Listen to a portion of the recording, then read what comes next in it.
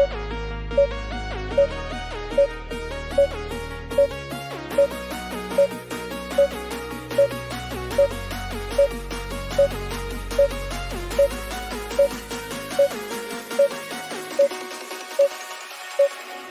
I'm Elizabeth Noyce, and you're listening to Supergirl Radio.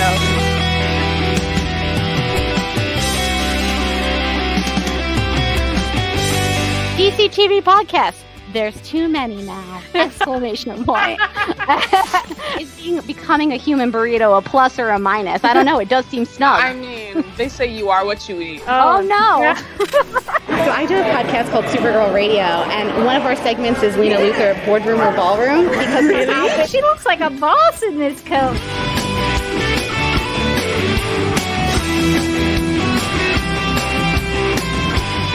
Is Nasty Luthor like a different Luthor? It's not just Lena being mean? No. Helen Slater here. It's so fun to know that you're hosting a podcast called Supergirl Radio.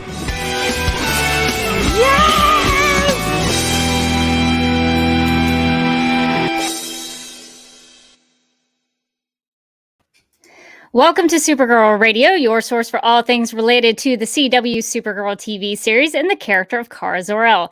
My name is Rebecca Johnson. I'm Morgan Glennon. And for this episode of the podcast, if it wasn't clear by what we are wearing tonight, we are live and wired to discuss and review the Patty Jenkins film Wonder Woman 1984. And we know you're probably thinking, why is a Supergirl podcast talking about Wonder Woman? Well, in this film, Wonder Woman goes up against the DC Comics character Maxwell Lord, who also appeared in season 1 of the CW Supergirl, which we have a lot of familiarity with. We are always wondering, what is Maxwell Lord up to? We haven't seen him in a while, but so we know he's out there somewhere. He's out there in that post-crisis, post-Amade world somewhere doing something, causing some trouble. So we know a little something about Maxwell Lord, so we figured we would get on here and chat about the movie. And so we'll be getting to our thoughts on Wonder Woman 1984. But first, we need to get to some news about something that we previously discussed on the podcast. So we figured we'd give a little update. So let's catch up on the news. On Sunday, January 10th, the Critics' Choice Association announced the winners of the inaugural Critics' Choice Super Awards during a special presentation broadcast on the CW. Now, sadly, our girl Melissa Benoist and I guess our boy John Cryer. I'm not that close to John Cryer, so I felt a little weird saying that. But sadly, the Supergirl cast members that were nominated did not win the awards they were nominated for.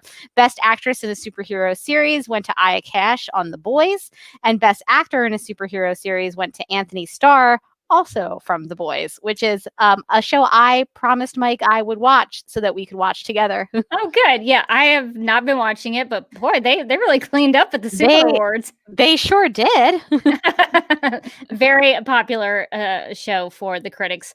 So unfortunately, they didn't win, but we figured we'd update everybody since we did previously discuss that and the uncreative name for the awards.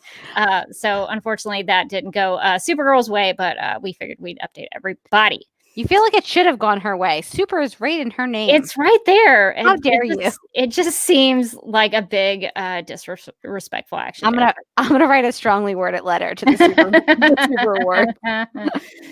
All right. So I guess since we've gotten through that news, because we don't have a lot here lately, because we don't even know. Not a lot is happening with the Supergirl TV series. It's doing something. They're doing something out there in Vancouver, but we don't know anything about it. So when we know something, we'll pass it along. But for now, I think we should get into our discussion of Wonder Woman 1984. And Morgan, I thought we would talk about, since this was kind of an unusual experience, an unusual move by the part of Warner Brothers and HBO Max on how they were going to release this, because they pushed it back and pushed it back and pushed it back. And then they released it on HBO Max and in theaters at the same time. So I was curious, what was your experience with Wonder Woman 1984? How did you watch it? So I had heard that we have HBO Max. So when I heard that they were going to release it on Christmas, I was like, cool.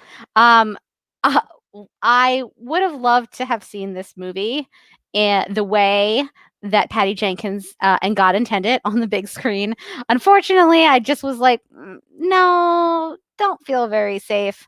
So I watched it on our smaller screen on Christmas Day. Once we got back from all the festivities with my family, we just came back and we put it on and we put on some popcorn.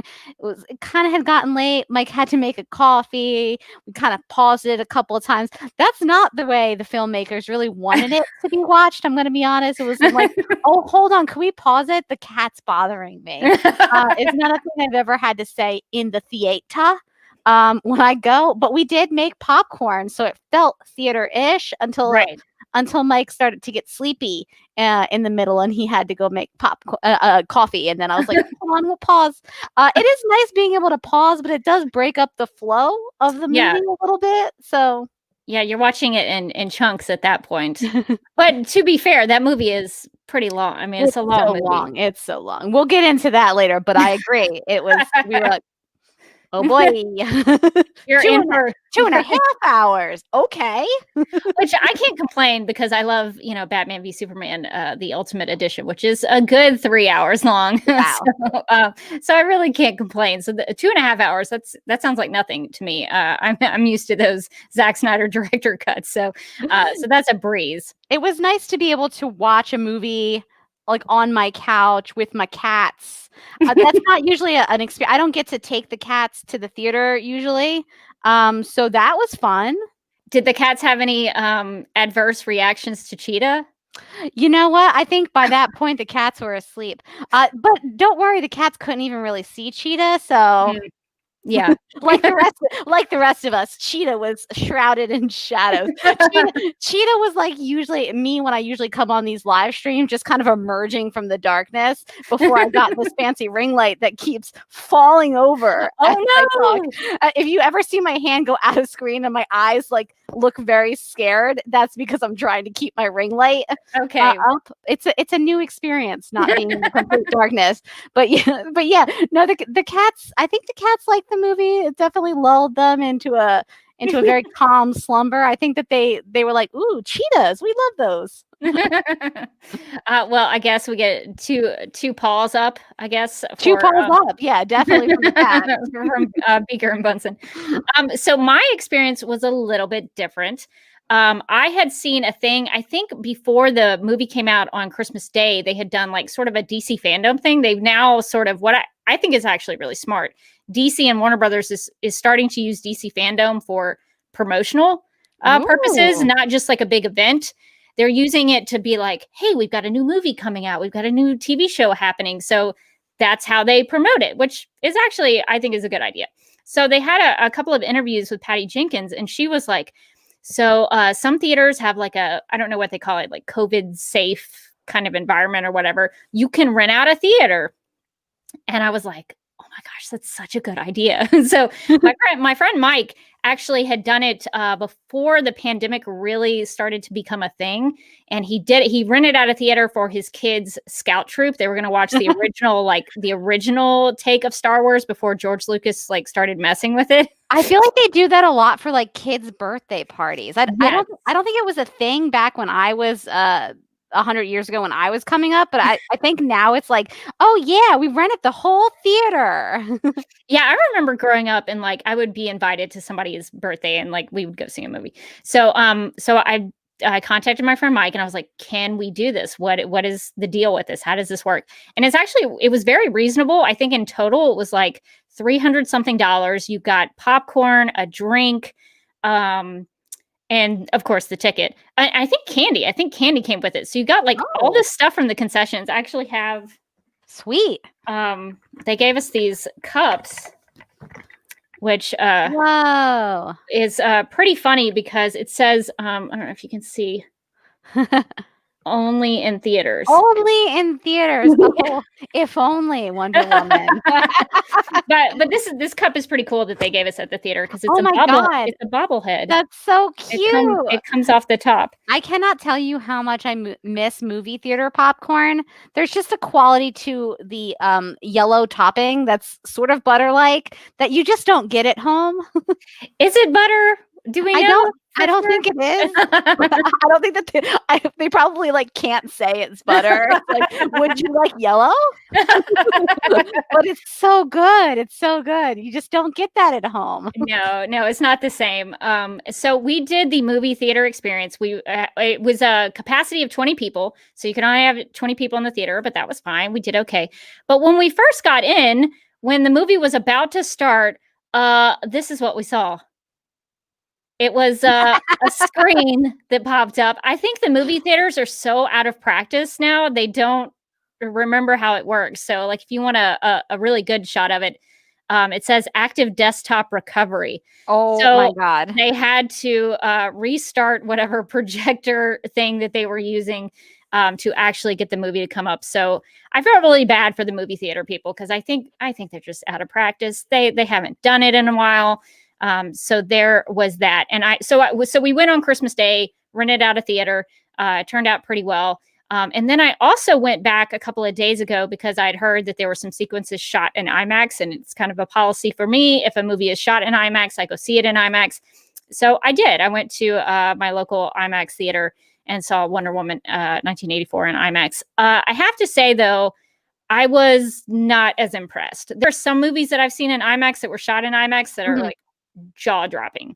I remember seeing The Dark Knight for the first time in IMAX. Oh, I have a story about that, which is that I went to see it with some friends in New York, and we didn't get there early enough because we just figured we have tickets. And so I saw The Dark Knight in IMAX from the second row, and I can tell you it's a terrifying movie from that close to the screen. I imagine. The movie got over and I was like, is anybody else really scared right now? And it was mostly me, but I felt like I was in Two-Face's face. I didn't want to be that close to it. Yeah, well, I just remember that the first shot of The Dark Knight is this wide shot of this building. Oh yeah, that was incredible in IMAX. And it was just like, oh my gosh. So that was really great. And then Batman v Superman: Dawn of Justice, and I'm not saying this because it's one of my favorite films and is a cinematic masterpiece. I'm really not. It was beautiful in IMAX because the fight between Superman and Batman with his glowy eyes, it just looked clear and crisp and just so pretty.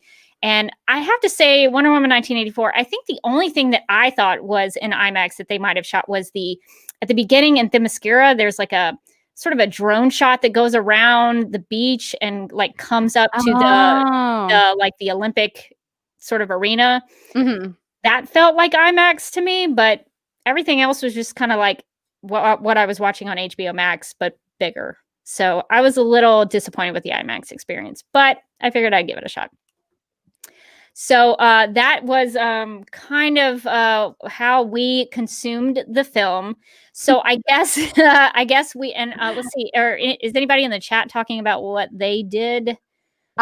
Rachel says that what is it? Oots butter popcorn is almost as good as the movie theater stuff, which I've jotted down now. That's good to know. That's a good tip. It's a good hot tip.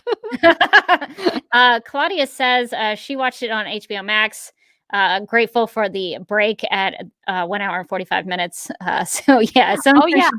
I definitely would have had to go in a movie theater experience. I would have had to go to the bathroom at some point during that movie. I have the bladder of a small child, and I always get a large soda for some reason.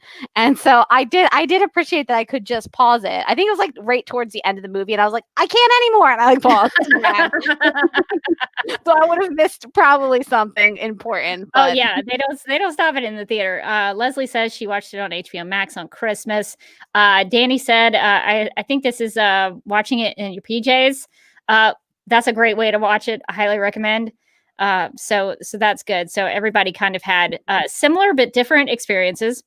Rachel says she watched it in a rented out theater. So some people did rent it out. I like to support, the movie industry because they're really struggling. So yeah.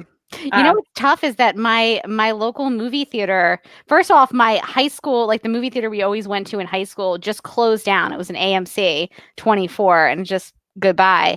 But my local movie theater has been just kind of closed for the whole pandemic. So like I don't even know where I would have seen it. I would have had to like travel far and wide to see Wonder Woman somehow. Oh, man. That stinks. Yeah, it's tough for the I feel bad for the movie industry because Me too, because there's like almost nothing I like more than like going to see a movie. It's just always so fun. It's And- one of the things I miss the most about our plague times. yeah, our play times. Yeah, I used to go all the time. I used to have the AMC, I forget what it's called, like the Was it Stubbs? Stubbs membership, and I could go to see it like 3 movies a week or something, and I would Oh, do it. man. I would.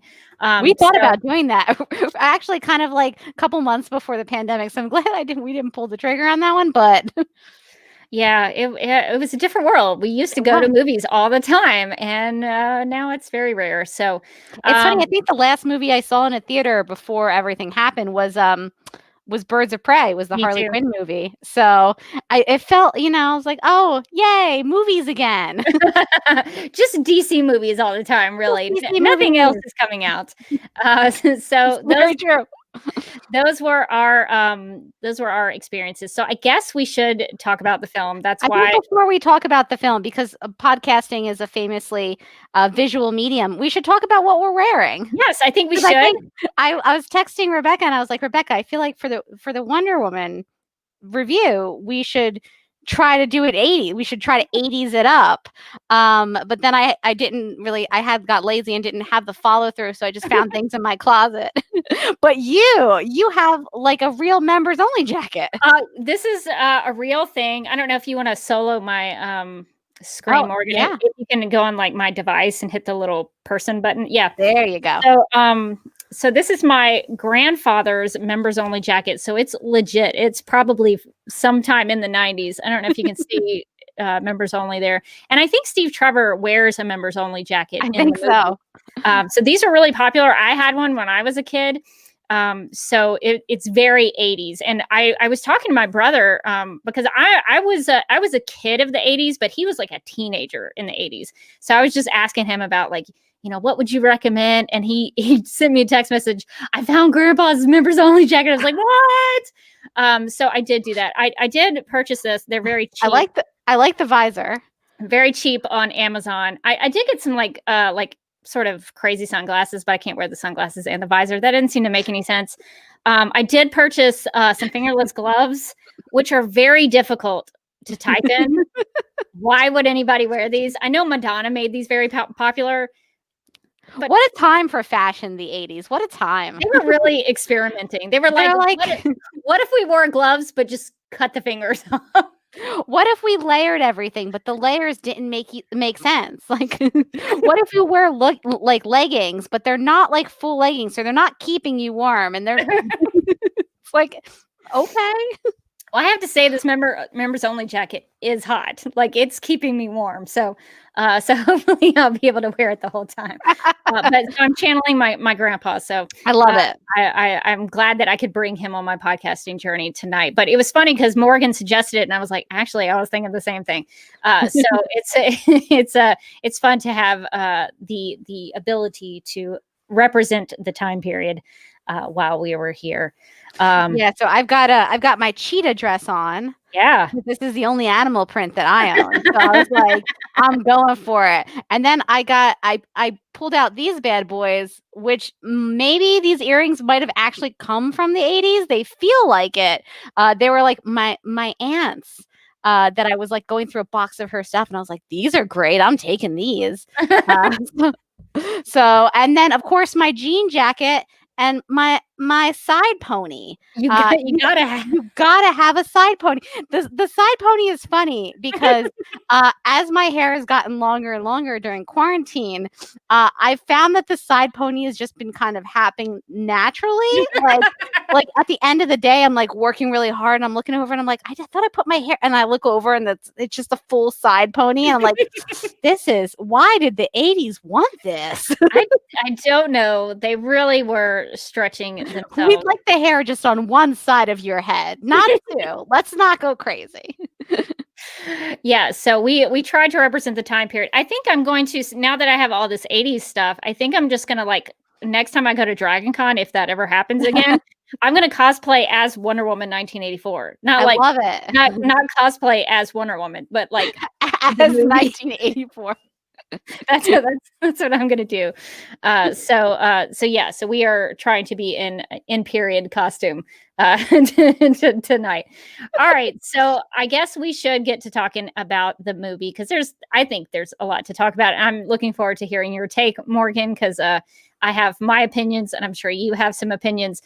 So here is the description from IMDb about Wonder Woman 1984. It's very short. It says, quote, fast forward to the 1980s as Wonder Woman's next big screen adventure finds her facing two all-new foes, Max Lord and the Cheetah, unquote.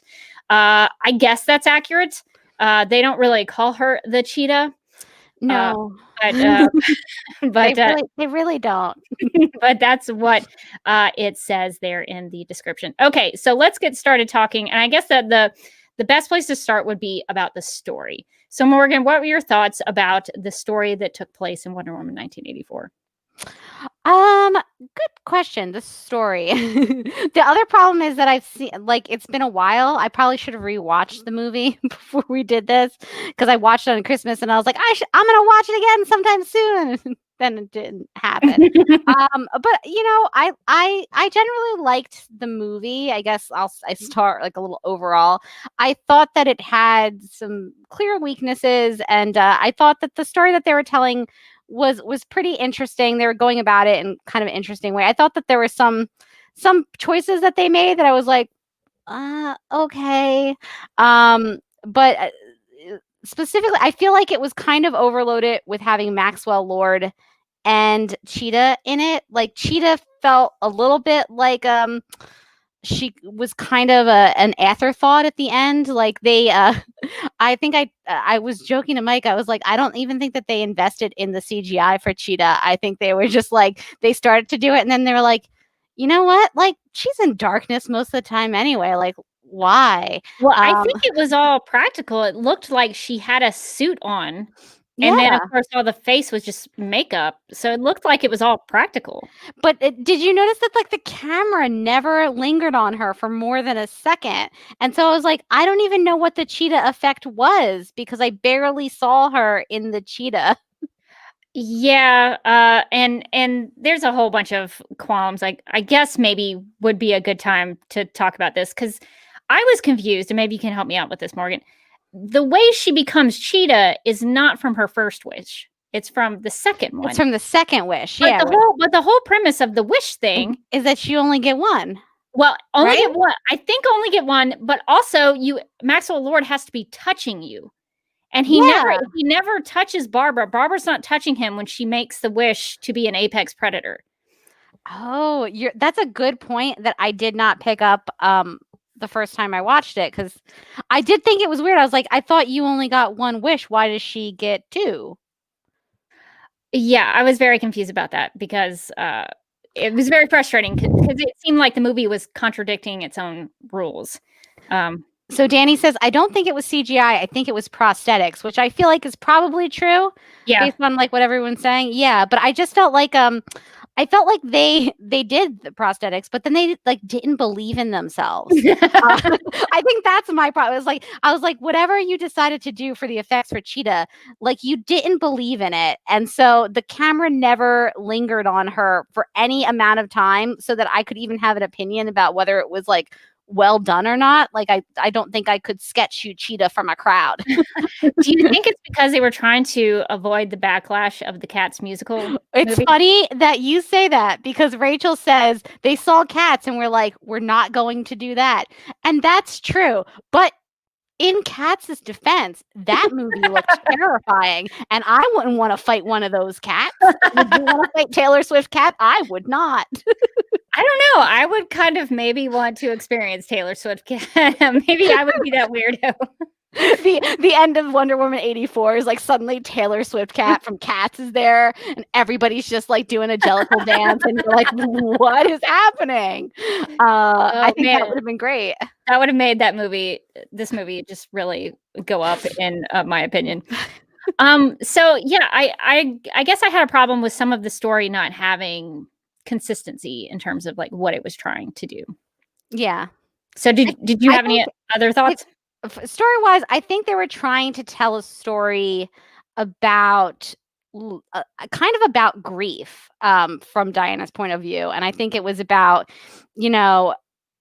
shutting yourself off and shutting down. And so when we meet her at the beginning of the story, all of her friends from the first movie, they've all died, including Steve Trevor. But we see that she spent a lot of time with her other friends from the movie. We see them in photos, and we see her with Etta, and we see her at Steve's farm and stuff like that.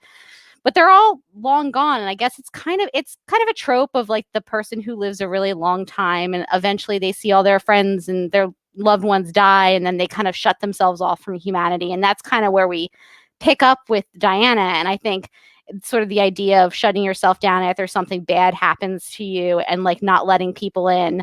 And then it kind of stages of grief, like when Steve comes back and she's like, this is this thing that I want for myself and I'm not giving it up.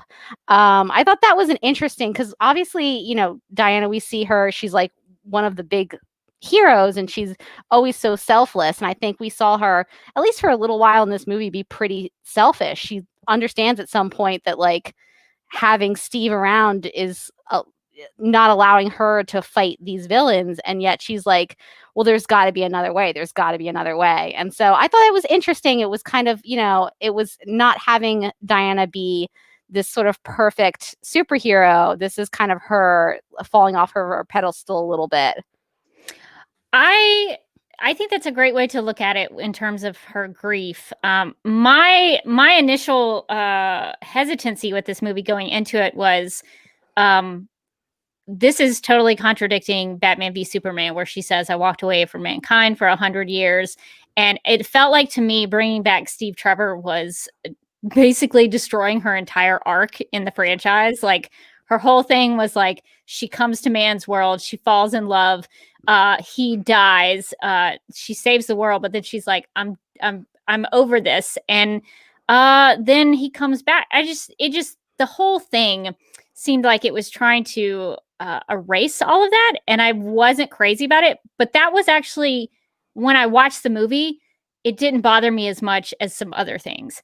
So that initial hesitancy about the Wish and about Steve Trevor, I got over it. But at the same time, by the end of it, I was like, oh, we're just repeating the first movie. Because at the end of the first movie, she has to say goodbye to Steve Trevor so she can save the world. And that's what happens in this movie. Yeah, no, I think that's a really fair criticism of the movie. It's that we don't, and I think that's, one of the drawbacks of having it set in the past. Once you have this universe set up where Diana doesn't kind of come into her own as Wonder Woman until, is it Batman v Superman, or is it later in Justice League that she actually comes out and like, I'm Wonder Woman? Oh, she makes her big awesome appearance in Batman v Superman when she saves Batman. So that's the first time she supposedly comes back into the world. Yeah. So, I mean, I feel like they were like, by setting it in the past, they've kind of tied their own wrists there in terms of like how much Wonder Woman she could be.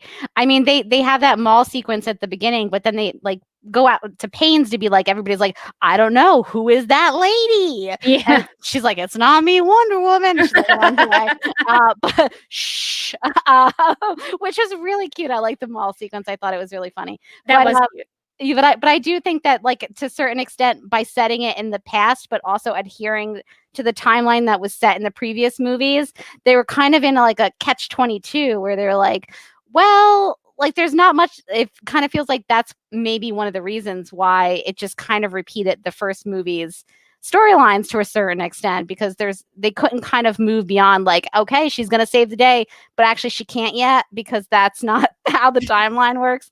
I like the setting, the time setting.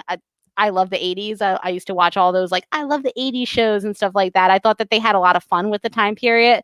But I think in terms of like Wonder Woman's development, if they had set it post Batman v Superman, like when she's actually, you know, out and, you know, heroing, that might have been a better choice as far as forward progression. But yeah, I got into a conversation with some friends of mine. I in my day job, in my job outside of podcasting, I work with museums, and so I was asking them about, you know, how do you think that museums were depicted in the movie? And so there was a lot of talk about how Diana in 1984, I forget what she says, like the chat can help me out, but I think she says she's like a cultural anthropologist. yeah. And so she's doing that in 1984, but like in the present day after or during Justice League as a lot of us call it, she's like working with art and sculptures, and it's like, okay, so I guess you just change it. I mean, she's been around for over 100 years. Been around. So what if she just like every, you know, couple decades, she's just like, I'm so over this thing. Now I'm gonna go in a brand new direction. It's a whole new Diana, and she just where she really then she spends all her time being like, she's like, this is Diana, the expert on this, and this, and it's like, aren't you Diana, the expert in that, and that? She's like, oh, I'm an expert in everything. Yeah, she moves jobs. She's working in Washington, D.C. here, but in the Justice League, at the end of, during Wonder Woman, the first one, she's in Paris working at the Louvre. And then I think she's in London at the end of that movie. So I think so, yeah. I don't know. What if she really committed to like a specific museum and never left, but she's like Wonder Woman? So they were like, oh yeah, no, Diana over in ancient Rome, she's definitely immortal. That's what you should know first day. She's looked like this for 70 years, but she knows all the good places to eat around here. She's been to all of them. It was fun to talk with my museum friends about that, because I asked them like, how did they depict it? What are your thoughts? And one of them said, well, it looked like they had a lot of funding because there had so many employees like that. if you're a smaller museum, you don't have a lot of people working there because it costs money. And then another one, they got all that Maxwell Lord money. Yeah, and then another one got really frustrated because Barbara gave Maxwell Lord an artifact and let him take it out of the museum. She's like, nobody does that. That's like illegal. Like, you can't do that. I do appreciate that Diana had like the same reaction to that. She's like, I'm sorry, you did what? And Barbara's like, in my defense, he's really cute. So there was some of that. If I get into my quibbles about this story, I feel like it's going to take a long time. But would you indulge me? Of course, please. Because I think my biggest issue with this movie, because I liked some of the things that they did, because I don't want it to sound like I'm really harsh on the movie. I do have my critiques, but the writing, the dialogue was so bad. The beginning, I really am getting sick of the opening narration. You don't need it. It's unnecessary. Get rid of it. I think Batman v Superman started it because Batman, Bruce Wayne, Ben Affleck starts an opening narration at the beginning of that one. But that's because it had like some people have analyzed it to be like a 5-act revenge play structure. And so like in a play that would kind of happen. That's something that you might do. And it sort of comes back around with Bruce's monologue at the end of the movie. But Aquaman had one. Birds of Prey had narration. Wonder Woman, I think the first Wonder Woman had it, and then this one had it. And it's like, yeah, my gosh, I would agree with you. Like, I haven't watched Aquaman, but I caught a little bit of it on like TV, like the beginning part, and I was like, yeah, what is this narration? I think it worked really well in Birds of Prey just because it was like quirky. It was like a weird, like a quirky thing that they were doing. But yeah, I agree. I don't know that it needed the opening narration in this one. Like, we got it. Like, it's little Diana. She's so cute. So I'm getting increasingly sick of these movies starting out that way. And I saw somebody tweet, I think, I want to live in the first 15 minutes of every Wonder Woman movie, and I feel like that's very accurate because the beginning part I loved with like little Diana and like running around and trying to do the contest with everybody. I thought that was, I mean, Themyscira in general is always a win in my book. I guess that was, I mean, it's, to be fair, it's the kind of the only way it would make sense for, I mean, I guess, maybe, does she go back to visit? No, in this iteration of the character, she's not allowed to. Oh, that's right. And in the first one, she says goodbye to her mother, Hippolyta, and it's like a big deal because she can't come back. I don't know if that was fully explained why, but she can't come back. That's why, like in the Justice League, Hippolyta has to shoot her an arrow to send her that message about the invasion because she has to get a message to Diana. So, yeah, I would agree. I thought the opening sequence in Themyscira was like the best part of the movie. I really could have lived in that world for a while. I really thought that was good.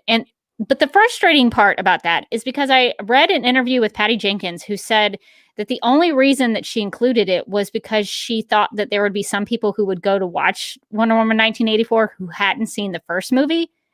And so she wanted to explain Diana's origin. And I was like, don't worry about those people. They can just go watch the first one. I would also argue that it explains her origin in no way whatsoever. But it was fun. It was fun. Like if I showed up for this movie and it was mostly little Diana and Themyscira just like messing stuff up, just being kind of like little Diana Dennis the Menace, I would accept that as a fine motion picture. Well, and the whole reason I think that exists is because Diana learns the lesson about not taking the short path, which I think is supposed to be tied into the fact that she makes this wish that takes the short path to get Steve Trevor back. And you can't do that because it's not real. It's not the truth. It's fake. It's a phony thing.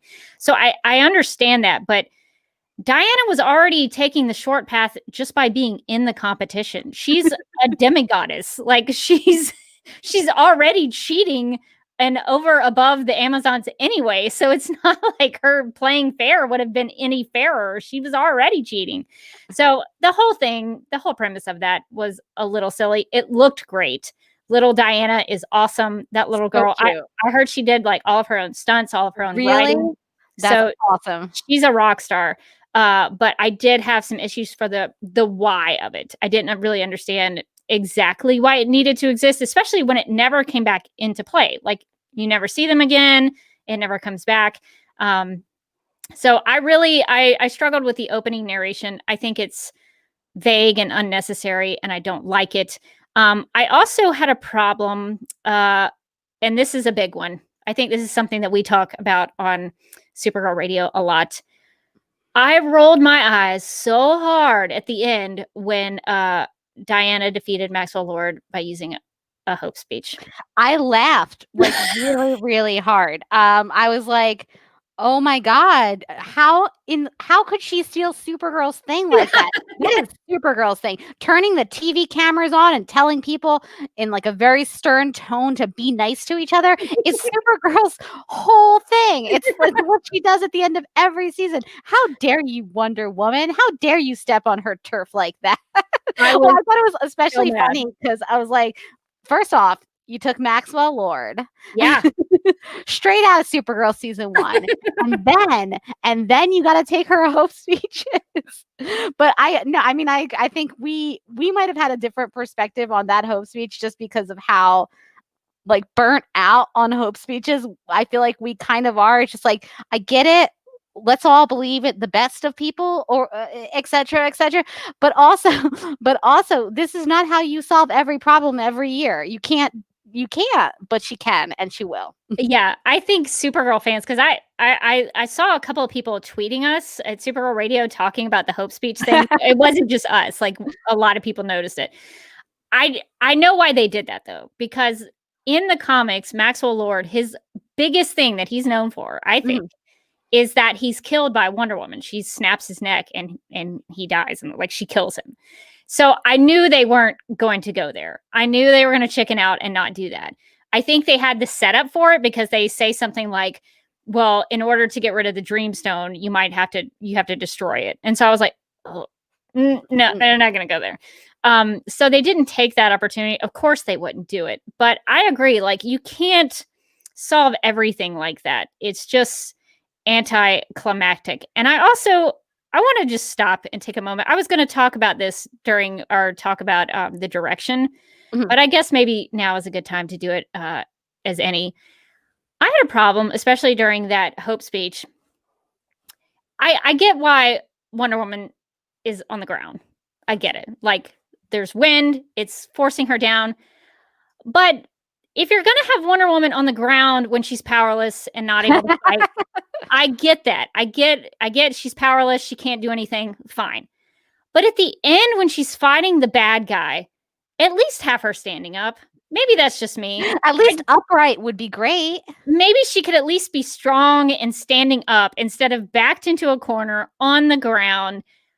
I just can't even understand that choice. It's something that perplexes me. I didn't like I agree with you. I didn't like the blocking of that. And I was also like, how windy is it? She's an Amazon. Like, she's the daughter of Zeus. I know. I feel like she should withstand. I feel like if they needed her for some reason to be like pressed against a wall, like they needed to show us. I don't know. I mean, it looked windy, but it didn't.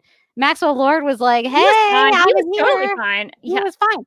And like, I would never doubt Pedro Pascal. I wouldn't want to start, but still, he's not an Amazon, and so he's managing. Yeah, it was. I agree with that. Like, I thought that was a little weird. Like the Hope speech was a bit heavy handed, and then to have her like doing it while she's like stuck in a corner, sitting down, just kind of felt like a little anticlimactic. Definitely, it was very passive, and to me, there was no heroic moment for Wonder Woman, and I didn't like that very much. I feel like the Wonder Woman movies, and I really liked the first one. I think it's like one of my favorite of the superhero movies I've seen recently, and but I feel like Wonder Woman movies have like a third act issue. I don't know if this one had it was specifically a third act or a second act, one of the acts. But in the first one, I think it was kind of the third act where things got a little like hokey. And this one definitely with the Hope speech was like, really? That's how you're fixing all of this?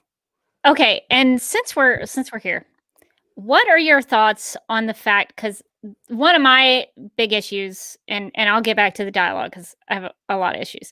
The fact that like Maxwell Lord spends almost the entire movie messing up the world, and then he gets away with no consequences. He doesn't go to prison, and then on top of that, I'm supposed to cheer on the fact that he reunites with his son. I was so mad. He should have paid some kind of prize for that. So I'm not sure that he didn't end up going to prison or having any kind of price. I think that probably happened off screen, but I feel like it needed to happen on screen, right? Yes. Like it needed to happen on screen. Definitely. And it's not like nobody knew that he was kind of behind this whole weird thing because he was on television. Things are good, but they can be better. Yeah. Right on to TV. And it's like, listen, Pedro Pascal is definitely the Band-Aid you want to put over bad plot points because he'll do something and I'll be like, I just like you. But I don't think that it really papered over that at all.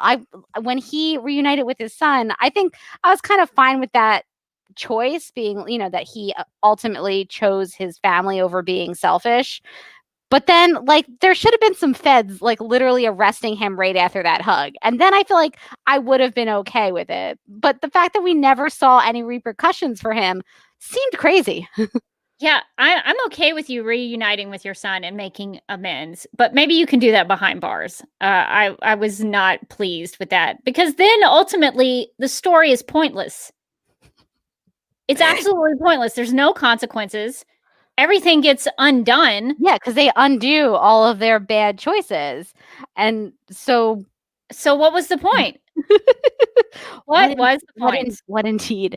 Diana learned a very good lesson about being a strong, independent woman. So there's that. No, I agree. Like, I think that I don't think that the movie shuts the door on the fact that there's ever going to be repercussions for him, but I also don't think that the movie is interested in him after that scene where he hugs the son. They're like, okay, got it, done. He's cool. What? Sorry, what? I mean, there were the world into chaos. Yeah, there were major things that happened. I feel like there should have been, because it's not like it never happened. It's not like the wishes were undone. Everyone remembers them. Yes, Diana remembered Steve. I think there should have been some. So that was one of my quibbles with the story, is that they had two villains in the movie who didn't even end up being portrayed as villains. And then everything was undone. No consequences happened to anyone whatsoever. Yeah, I mean, we don't even know, like, what happened with Barbara. Is she still whatever Cheetah was that we, Cheetah from the shadows? Like, I think she went back to being Barbara right at the end. But like, what's her deal? Like, what's next for Barbara? Like, I feel like she's had like quite a weird week. I think she renounced her wish and she's no longer Cheetah and she's just Barbara again. And so what was the point of that? What if on Monday she goes back to work and she's just like really awkwardly like, hey, Diana, I got you a coffee. Just the way you like it. You remember that time we fought in the White House and we wrapped up a lot of people and destroyed some stuff? Who wants a croissant? That's the movie I want to see, is Barbara having to go back to work awkwardly on Monday with Diana trying to be like, we cool? Well, Claudia says, agree Maxwell Lord had questionable morals, but I don't think he did anything illegal per se.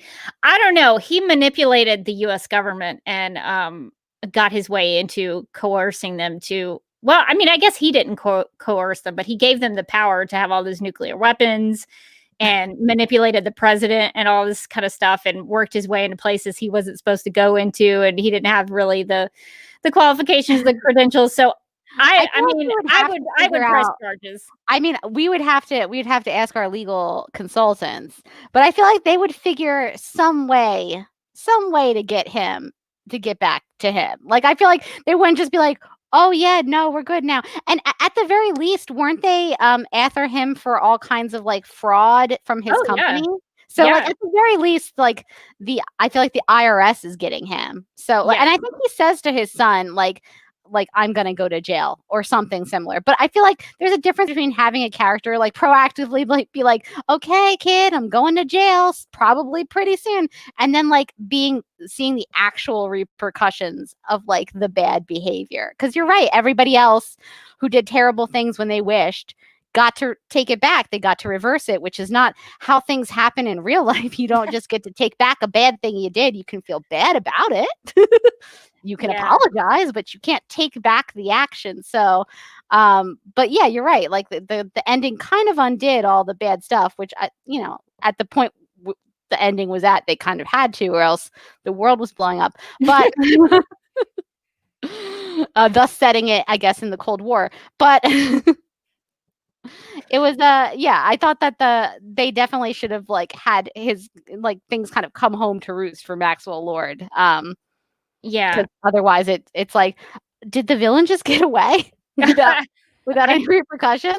I think both of them did. That was annoying to me in terms of a storytelling level, that there should have been some sort of situation there.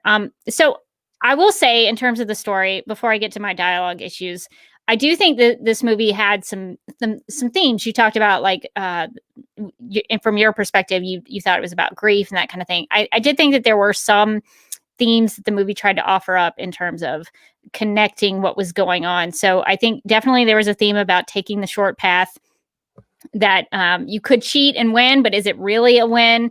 And I think that the wishes, of course, in the movie are taking the short path. And then there was also some talk about lies and how lies worked into the short path and the wishes and how that was fake. And I think there was. Oh, sorry. Go ahead. Oh, I was going to say, I think greed was a theme in the movie too, which is, I would assume why they said it in the 80s back, that was sort of the decade when things were getting opulent, and it was like, what clothes were you wearing, and how much did they cost, and like the whole greed is good kind of thought process. The Gordon Geckos of the world were kind of on top in the 80s, and I think you see that when you like watch those 80s movies, and there's always like the one nerd that's getting pushed down by all the preppy kids, and so I feel like that's kind of tied into taking the short path and being greedy and not wanting to work for things. Yeah, I think that theme to me is the more of the greatness is not what you think situation where Max Lord talks about his son. He encourages his son to wish for greatness and success, not for other things. And so I think there is something about how greed is represented as greatness and success. But my problem with that, if you're going to be like, okay, greed in the 80s, that's why we're going to set it in 1984. So there was no greed after 1984 or before 1984. There's always greed. That to me. Well, I think that decade is kind of known for, just like colloquially, as like being like the decade where that kind of took off as not like almost as an admirable quality. I think in the 80s, where it was like, it was kind of all about who you were wearing and what you were driving, and I think you sort of, it was sort of the counter revolution from like the sort of the civil unrest and everybody, in the 60s and the 70s and all that war and stuff. And so finally we get to the 80s and things kind of calm down, and everybody's like, I just want to pop 5 collars and wear every item of clothing in my closet and do a Jane Fonda workout. And but why couldn't you though? If you were successful and you wanted to pop that collar, why not? I think that's fine. Pop every single one of those collars. I have no problem with that. Good for you.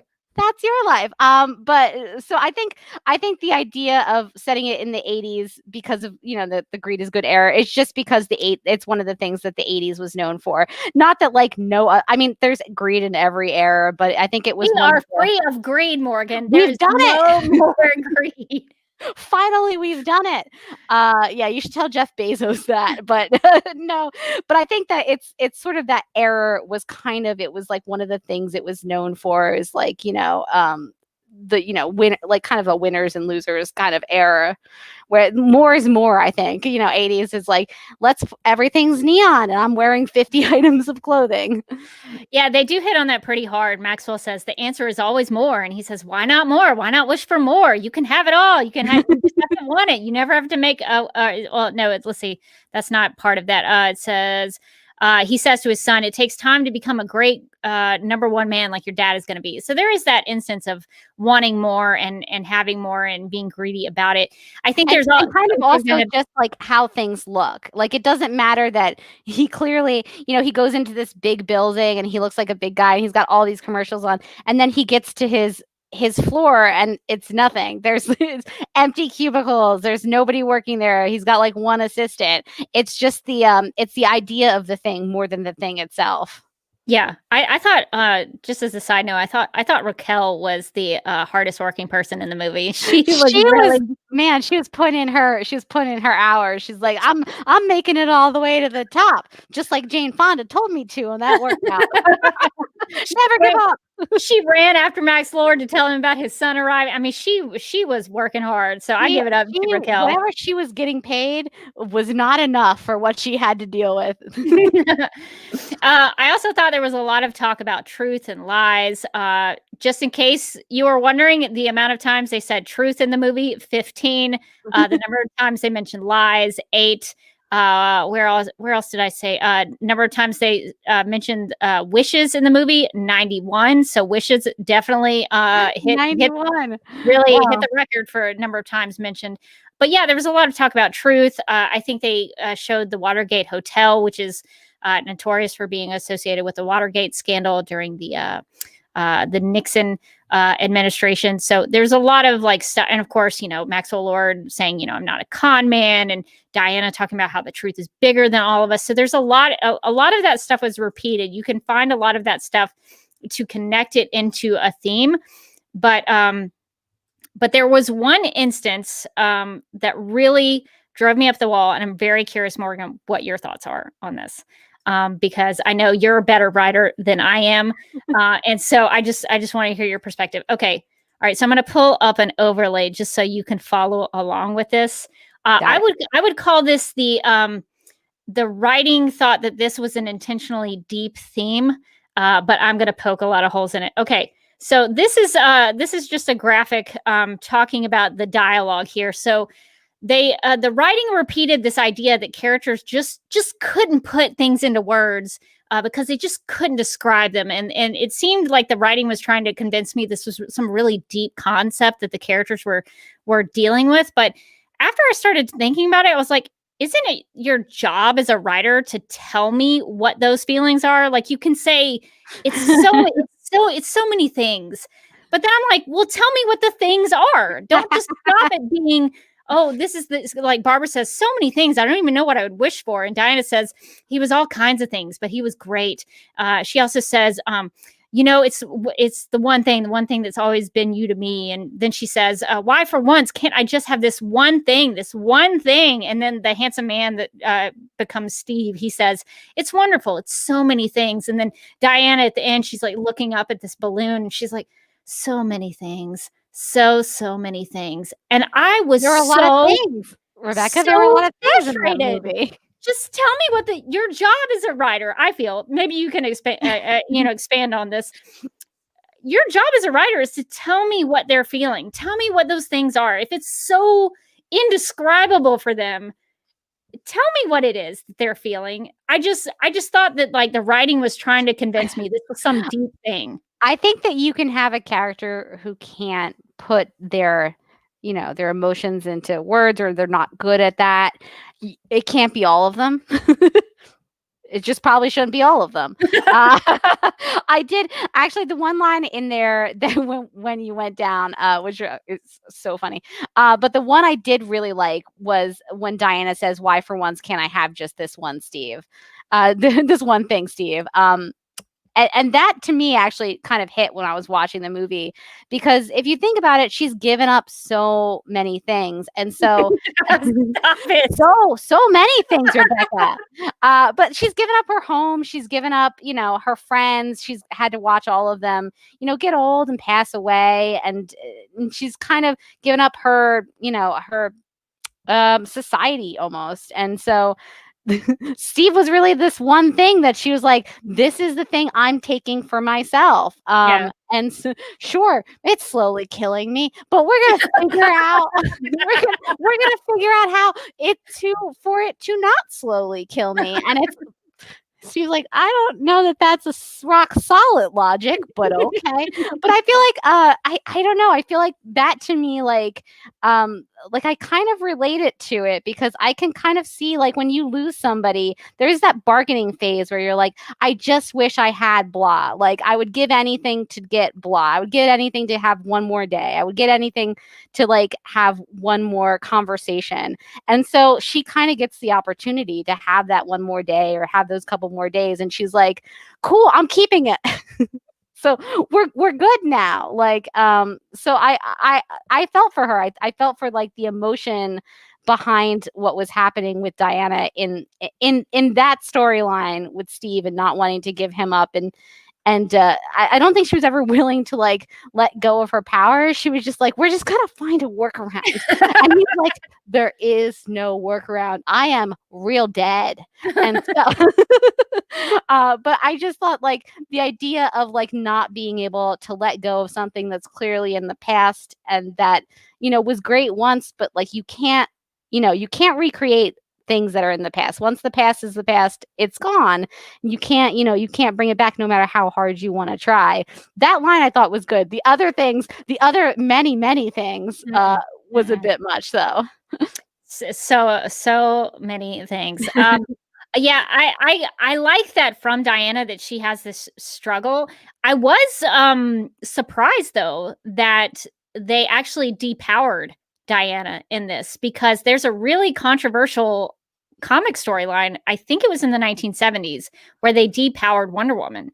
And really? And Gloria Steinem, of all people, like, fought to get Wonder Woman her powers back. Like, it was a big deal that Wonder Woman was she's depowered. like the only prominent female superhero at the time, and they're like, what if she was human for a whole bunch of days? I was very shocked that that nobody like seemed to bring that up at all. So I don't know. I just thought that was really interesting. Yeah, so that was my biggest qualm about the movie was the writing. And we'll talk about some of the directing and some of like the character portrayals and things.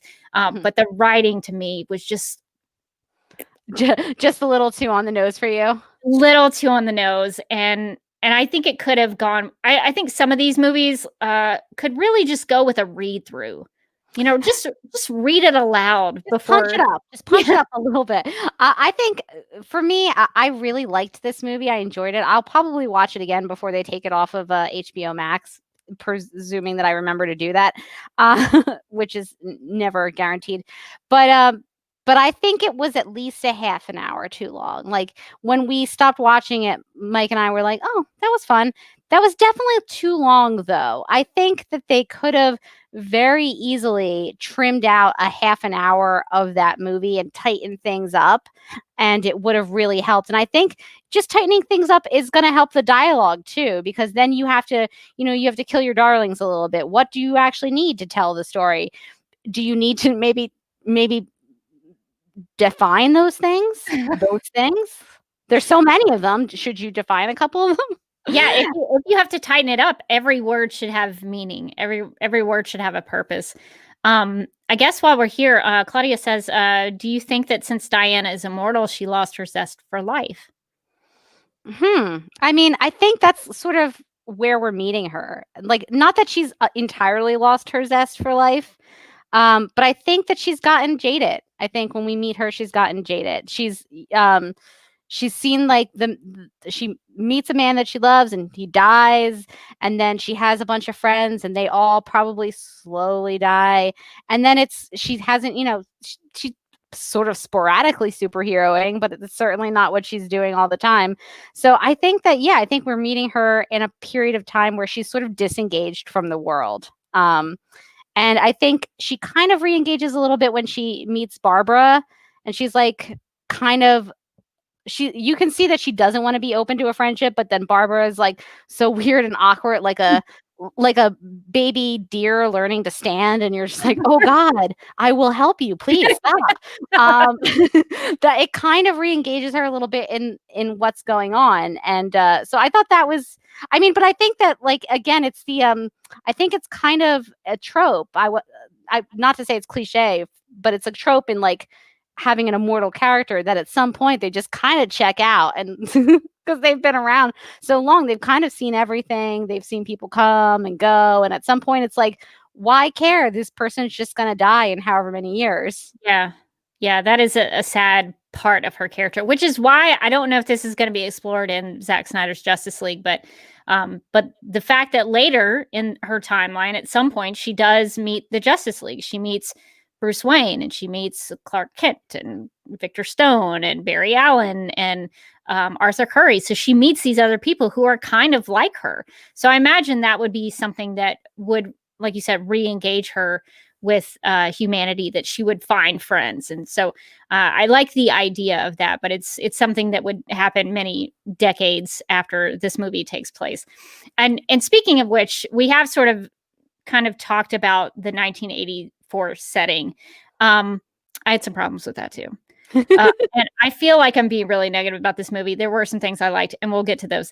But the 1984 time period was, to me, a little pointless, because one of the first promotional pictures we got for this movie was this one.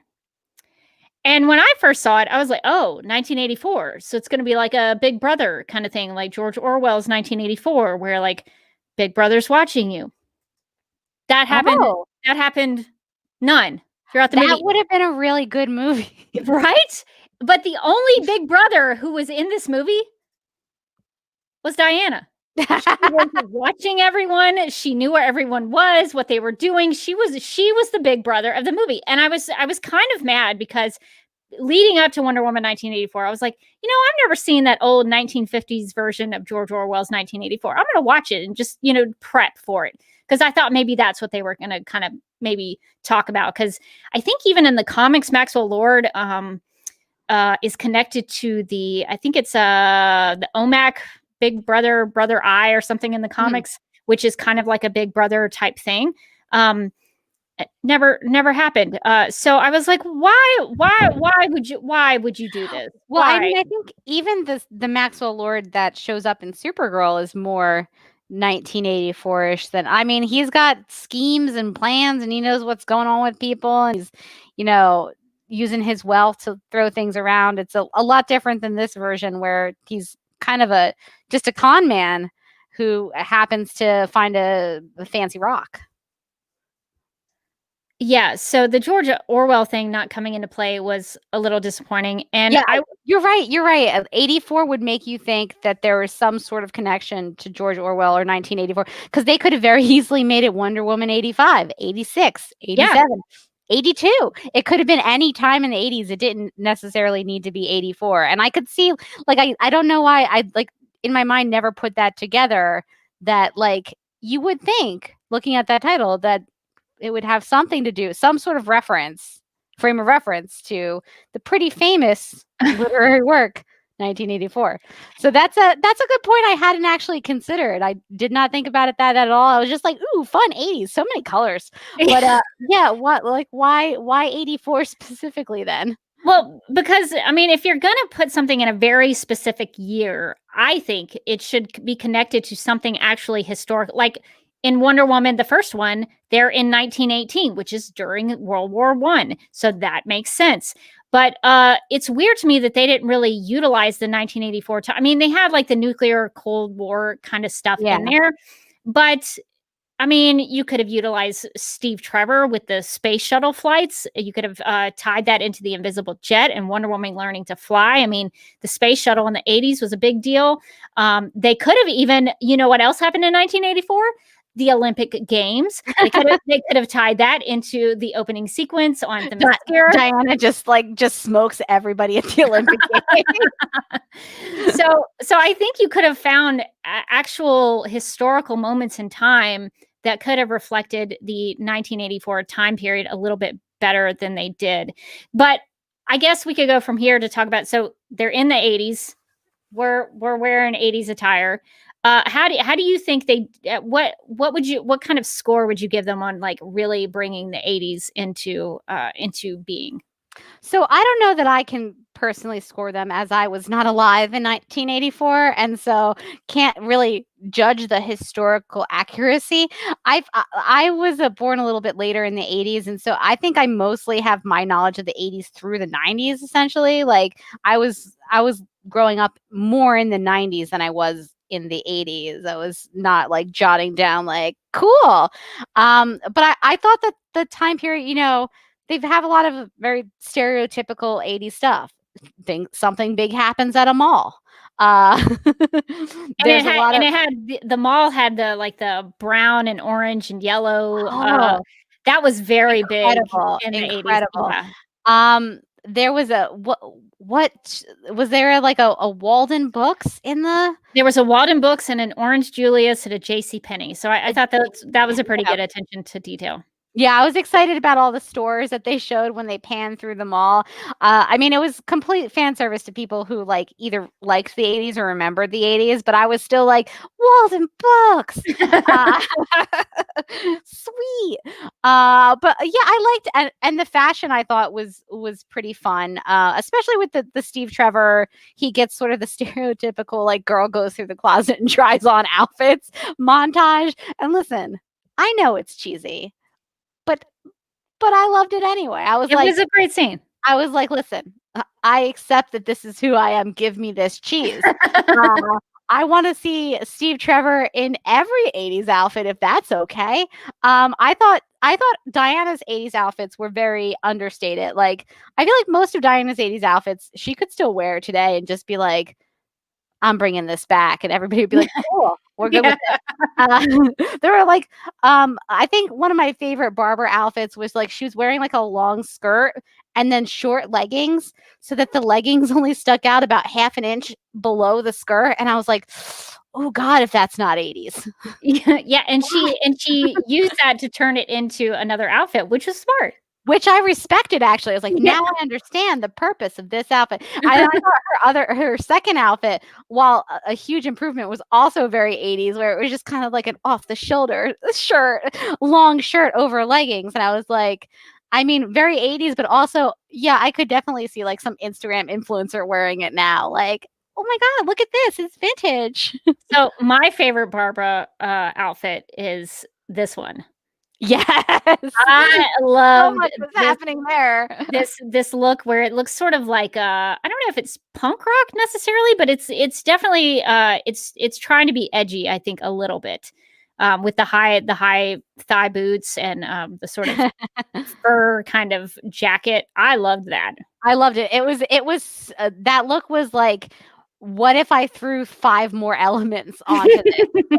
It's leopard print. It's short. There's a fur coat. There are thigh-high boots. All of these things should not go in one outfit, and yet here they are, glorious. I thought it was great. Cheetah and Barbara, she had some great outfits, I thought. There were some good 80s looks. I think that they sometimes I think when you see things set in the 80s, they go a little too far with the kitschy aspect of it, and they're just like, look at this, the shoulder pads are huge, and it's like Diana's like, they're shoulder pads, but they work on me because I'm a beautiful woman. But I think that like they went a little understated with at least Diana's like 80s fashion, but I think it worked too. I mean, it's like not everybody in the 80s was walking around with hair out to here and like, neon pink leggings. So I mean, I think it felt period correct. Yeah, it is weird now that you mentioned shoulder pads. That should have been a little more prominent. I feel like Diana had shoulder pads in at least one of the outfits, but they were like very subdued shoulder pads. I remember what my mom's suits used to look like in the 80s. They would be as she would like take off the suit, and I'd be like, what is this thing inside? And she was like, it's a shoulder pad, and I was like, but why? And she was like, fun fact, I never explained the shoulder pad when you ask, but why is this in here? Fun fact, this could be something that I read one time that's not correct. So maybe it's not a fact. But I had read somewhere that the shoulder pad look was started by Joan Crawford. I don't know if that's true, but I want that to be true so badly. But Joan Crawford wanted to have almost kind of like a not a masculine look, but she wanted like a powerful look when she was in film, and so she wore a lot of shoulder pads. And so I don't know. I always thought that. I think that the shoulder pad idea was like more women were kind of joining the workforce and being in like higher level jobs, and they were like, what will make men take me seriously? And apparently it was just very broad shoulders. So spoiler alert, ladies, it didn't work, but nothing will. But I think that was kind of the idea, was like these sort of, you'd see these working women with the shoulder pads, and they were always so square too. I never understood why they were so square. So funny. I can remember like my mom going shopping for these jackets, and I was like, should you take those out? Yeah, it was short-lived in terms of like it definitely ended at some point. Yeah. But yeah, they were a big thing. Electra WWF says Diana should have had crimped hair. That was definitely a missed opportunity, because I think that would have actually been really fun.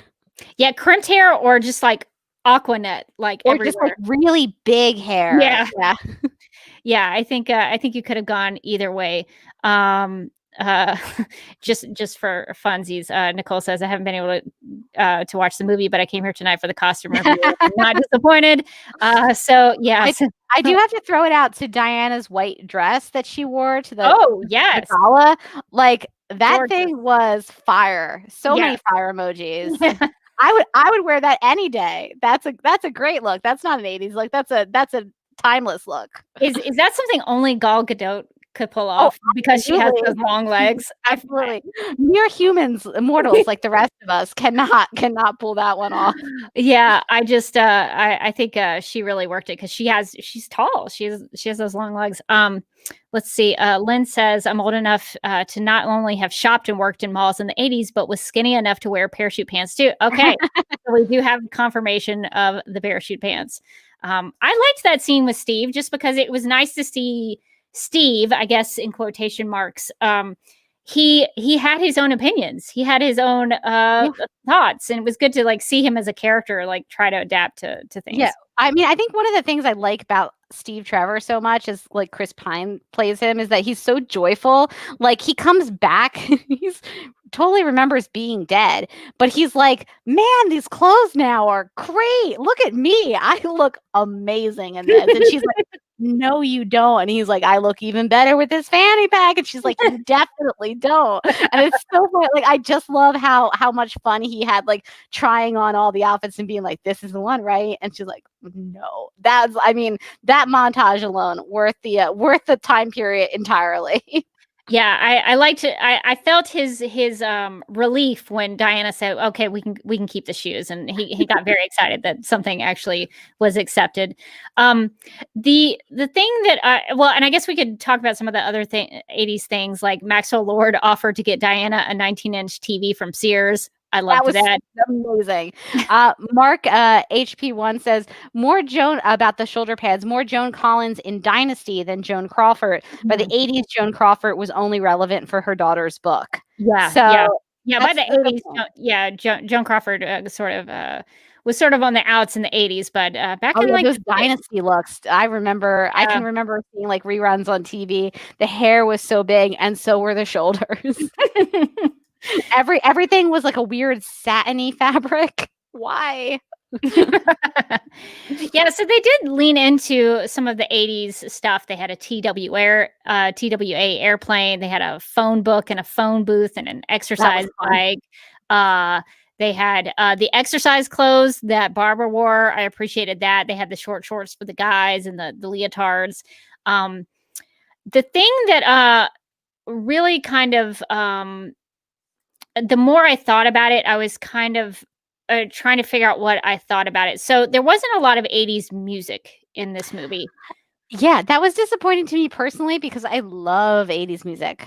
So this was an intentional choice from Patty Jenkins. She says, I was, let's see if I can read it from my Google Doc. She says, I was worried that I wasn't giving people enough 80s because the temptation is to go 80s, haha, and make all these 80s jokes and put in 80s tracks. We don't have a lot of 80s tracks because as soon as you do that, you're being self-referential.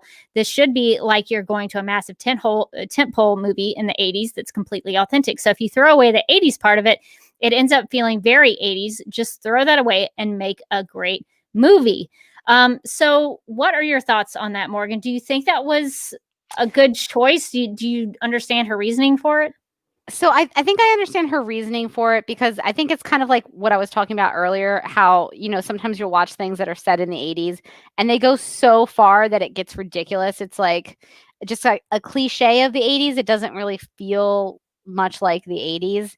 But then I think of like there was a little show on Netflix a couple years ago as a sitcom. I think it only had like one season called Everything Sucks. And that was set in the 90s and it had all the 90s music. And I remembered all of that music from the 90s, from like watching old episodes of Nickelodeon and stuff like that. Like, and it took me back, like watching that and seeing the time period and the music is part of the time period, right? Like, how are you going to go back to the 80s and not listen to an 80s song? Like, that's what would have been on the radio. That's what would have been playing. Like, if you're going to score an 80s music, score an 80s movie, score it with 80s music. You don't have to go for the big well-known, songs that are going to be like cliche, but you're talking about a whole decade of music. You could have found some good things in there. I'm thinking of the episode of Black Mirrors. I think it's San Junipero, where they go and they jump in different decades. And I think in the 80s they play like Heaven is a Place on Earth, and it didn't feel like it was pandering to 80s-ness. It was just, that's a song you would have heard in the 80s. Yeah. Yeah, I get what she's saying. Like she wants the movie to stand on its own and not be just like a hey, we're watching this because it makes me think about the 80s and I have nostalgia for that. And I totally get that. But force, and I thought Hans Zimmer did a really great job with the score. He had a really good a theme for Cheetah. He had some cool, that Themyscira track on the score is amazing. So good. Really, really good. And I wish we got more of like the Wonder Woman theme, because that thing is like, I love that theme. It just goes like, it starts like normal and then it just goes nuts and you're like, what's happening? he did play with it. He did variations on it. And so I like that. And it's refreshing to me because ever since Batman v Superman, the scores for the DC films have been kind of they've been fine, but like Hans Zimmer is a real pro. Like he knows what he's doing and he does a great job with it. And he tried to incorporate some synthesizers into some of those tracks. So I like that. But Hans Zimmer was in the music video for the Buggles video Killed the Radio Star. Like Was he really? He is a guy who did music in the 80s. He was a musician in the 80s. Why would you not utilize Hans Zimmer to develop more of those things? They had one 80s track in there. What was the song? I have it somewhere in my notes. Someone tell me. It's the Pleasure Dome. Welcome to the Pleasure Dome. Frankie Goes to Hollywood. So they had that one track. But Morgan, if you will indulge me, I just want to remind people about some of the songs that were big hits in 1984. Because it's going to make you upset that they didn't utilize some of the tracks. Okay, so here's just a sample of some songs that were hits in 1984. Footloose by Kenny Loggins. When Doves Cry by Prince. Let's Go Crazy by Prince. Purple Rain by Prince. Hold Me Now by the Thompson Twins. What's Love Got to Do with It by Tina Turner. Sunglasses at Night by Corey Hart. ZZ Top's only big hit, Legs. Elton John, I guess that's why they call it the blues. I mean, they could have played Legs when she was getting out of that limo. So Karma Chameleon, Culture Club, Jump by Van Halen. Also Jump for My Love by the Pointer Sisters, which is one of my all-time favorite 80s songs. I actually want to be a Pointer Sister when I'm in the car by myself singing that song. Thriller by Michael Jackson. Girls Just Want to Have Fun, Cyndi Lauper. Time After Time, Cyndi Lauper. The Heart of Rock and Roll. Huey Lewis and the News had a lot of big hits. I Want a New Drug. If This Is It. Let's Hear It for the Boy. I'm So Excited by the Pointer Sisters. Dancing in the Dark, Bruce Springsteen. Borderline, Like a Version, Madonna. The Glamorous Life by Sheila E. Come on. I Just Called to Say I Love You, Stevie Wonder. Wake Me Up Before You Go, Wham. And then Bananarama's Cruel Summer. And I just read that list and I'm like, why? I mean, why would you not use that? Those are the 80s. That is the 80s. As somebody who lives in New Jersey, I must say I'm offended that there was a possibility a Bruce song could have been in there that they overlooked. Come on. I know you don't want to fill it all with 80s tracks. But I think there was one sequence where they could have put another one in there. So there's a sequence where Diana takes Steve around to kind of introduce him to the 1980s. And like she takes him on a subway, you know, she shows him breakdancing.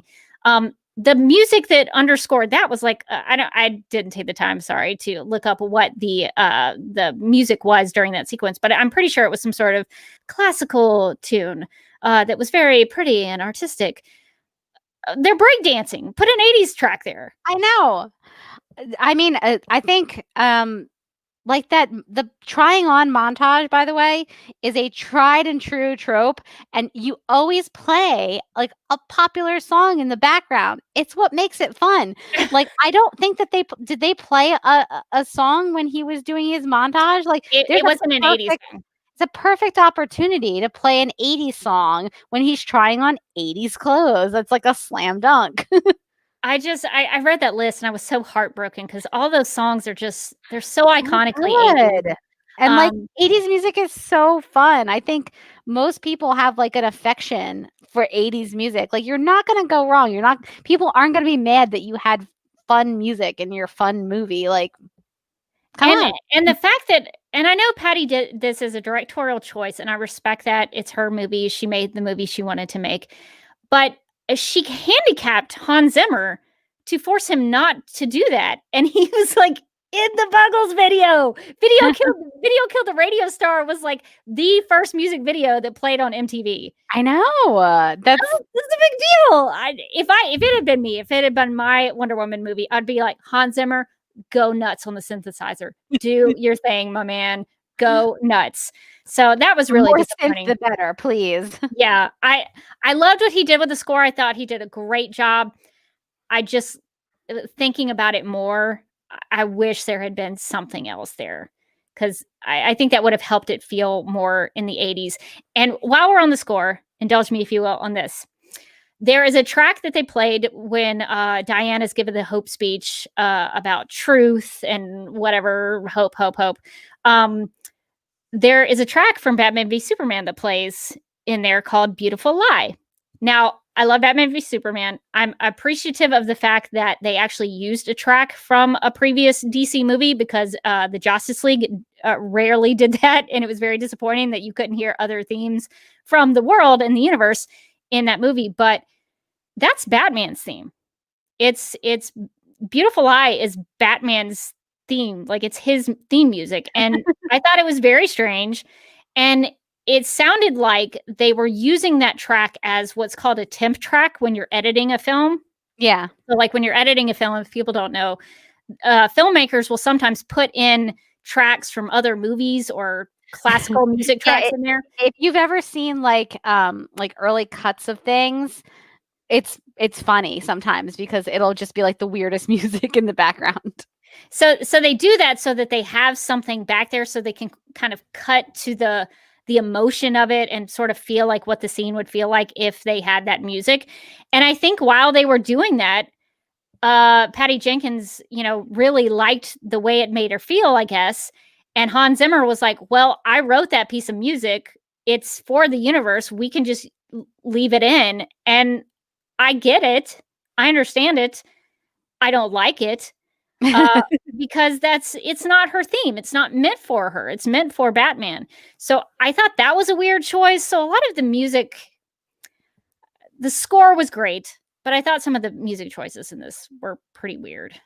Yeah, I think that the lack of 80s music, honestly, was almost a little jarring in a movie that's set in the 80s that's so 80s as this movie, where there's an 80s, outfit montage. Like, I guess I understand what Patty Jenkins was kind of going for. But I don't understand, like, if you're doing an 80s outfit montage, like, you've leaned hard into the decade, right? So just lean all the way and give us the 80s music we want. Well, and if you were wanting to recreate an 80s movie feel, like, I think she made this movie to try to get the feel of like if you were watching an 80s movie, which I think is cool. I think that's a good approach. But if you think about 80s movies, they're defined by those 80s tracks. Like, you're watching an 80s movie because you hear like the synthesizer. So like many synthesizers. Beverly Hills Cop is famous for that. Dun, dun, dun, dun, dun, dun, dun, dun. Yeah. That's what it is. Like, that music is very, very 80s. Like, you talk about, Footloose and what's the movie? Flashdance. Flashdance, yeah. A famous song from Flashdance. I can't remember. There totally is. We were actually, so I don't think Mike's seen either Flashdance or Footloose, and we were having the Flashdance versus Footloose, what should we watch first debate, and now I can't remember the song at all. Let me look at that. If anybody in the chat knows that famous song from Flashdance, I'm trying to. Oh, what a feeling! What a feeling! Yes, that's what it is. Yeah, yeah. Lynn got it before I did. And actually, Electra's also right. Maniac is 100%. That's the big one. Yeah, that's when she's doing the dance and the water. And yeah. That actually reoccurs in Tommy Boy. I think it's Tommy Boy with Chris Farley. Does it? The best. That's the best. So funny. Yeah. So, sorry, I'm taking that off. Yeah. So I just think if you're gonna make an 80s movie and you want to make it feel like an 80s movie, those tracks are important. Nicole says, "Give me all the guitar I can handle in an 80s film." And yes, please, like, lean into the decade. Like, what if you were turning on an 80s movie? You would get the synth, you would get the guitar. There would probably be a song in there that was popular at the time. Like think about like when we're watching movies that come out now, they usually put a popular song in there somewhere. The same's true of the 80s. So if you're making a movie set in the 80s, it's not like cliched to put 80s music in there. That's what they're listening to in 84. Yeah, I get why she did what she did, but Yeah. I don't know. And I miss it the sounds 80s like music. yeah, I think she toyed with it. Like I think she really kind of struggled with that choice, but my personal preference, I think it's the wrong choice, but I'm glad she made the movie she wanted to make. I guess we can move on, and since we've talked about Patty Jenkins a little bit, what do you think of Patty Jenkins' direction? Are there any things that really stuck out to you about certain shots you liked, or some of the ways she handled some of the characters? Yeah, I think I like Patty Jenkins as a director. I really loved, obviously, in the first Wonder Woman movie, the no man's land sequences. I think the one that everybody talks about, where a lot of people, it gave them chills. I remember tearing up a little bit in the movie theater.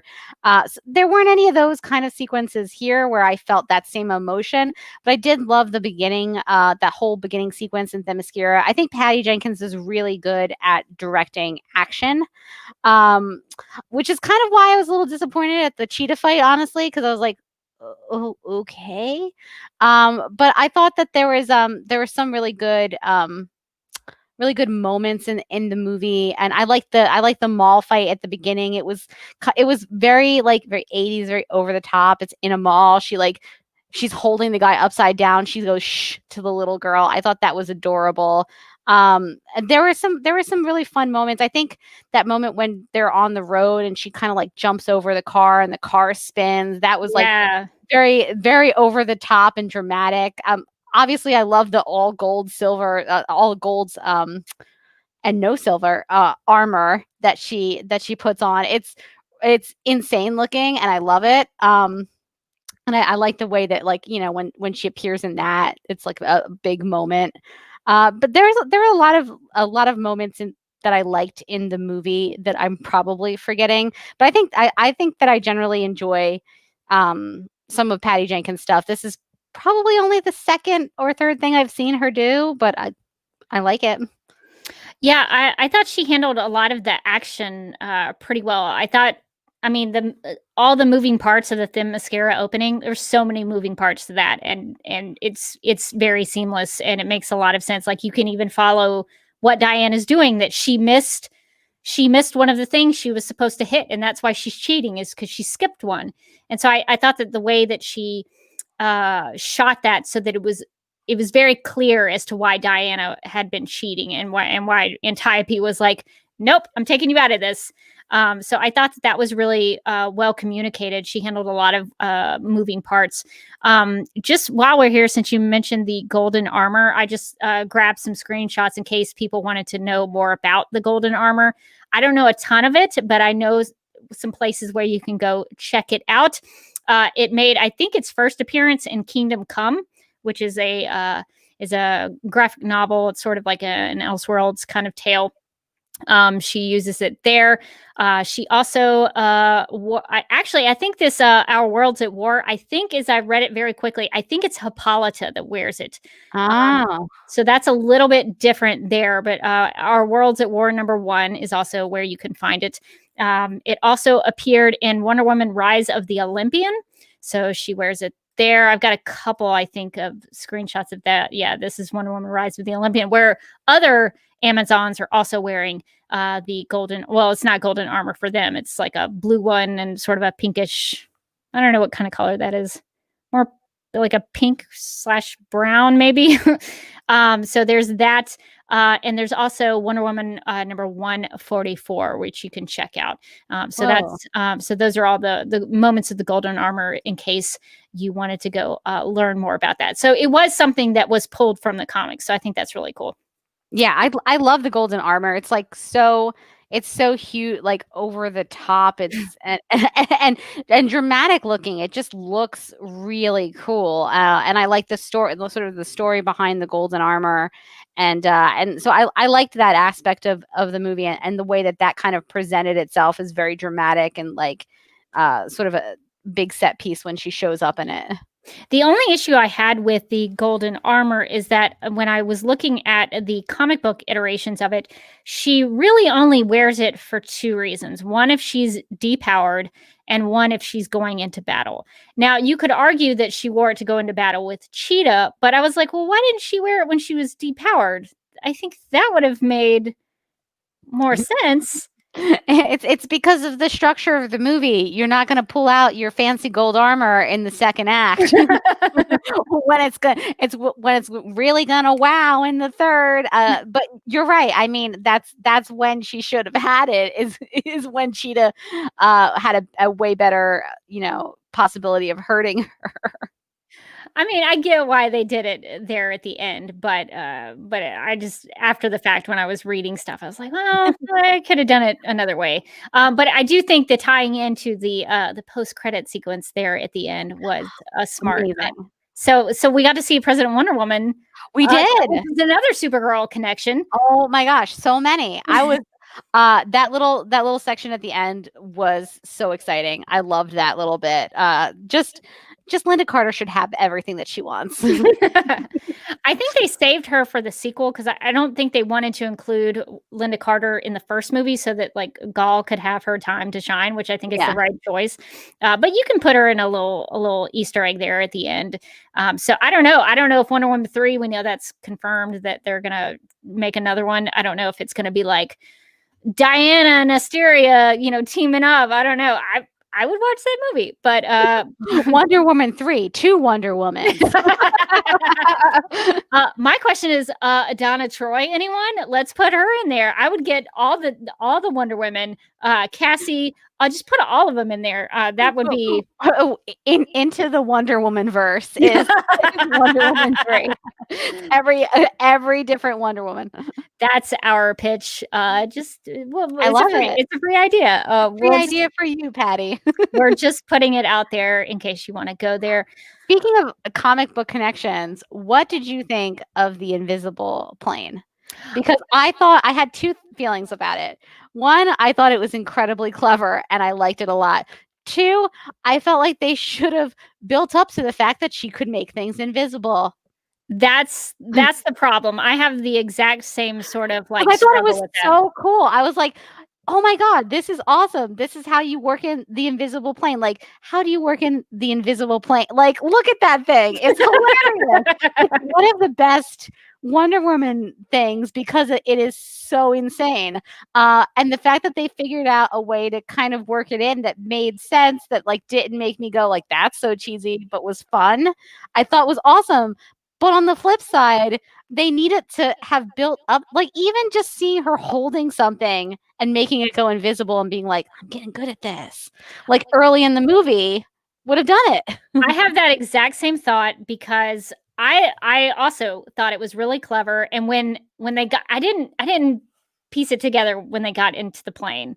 And when it happened, I was like, oh, that's genius. That's great. That's great. Because the invisible jet, to your point, is one of the goofier parts of Wonder Woman mythology. It could easily be super, super goofy, but they made it work in a way that made sense.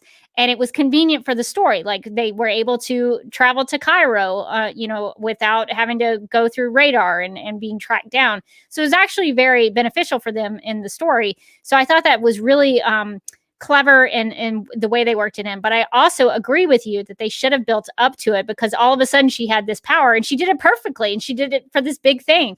My solution to that is that they should have used it during little Diana's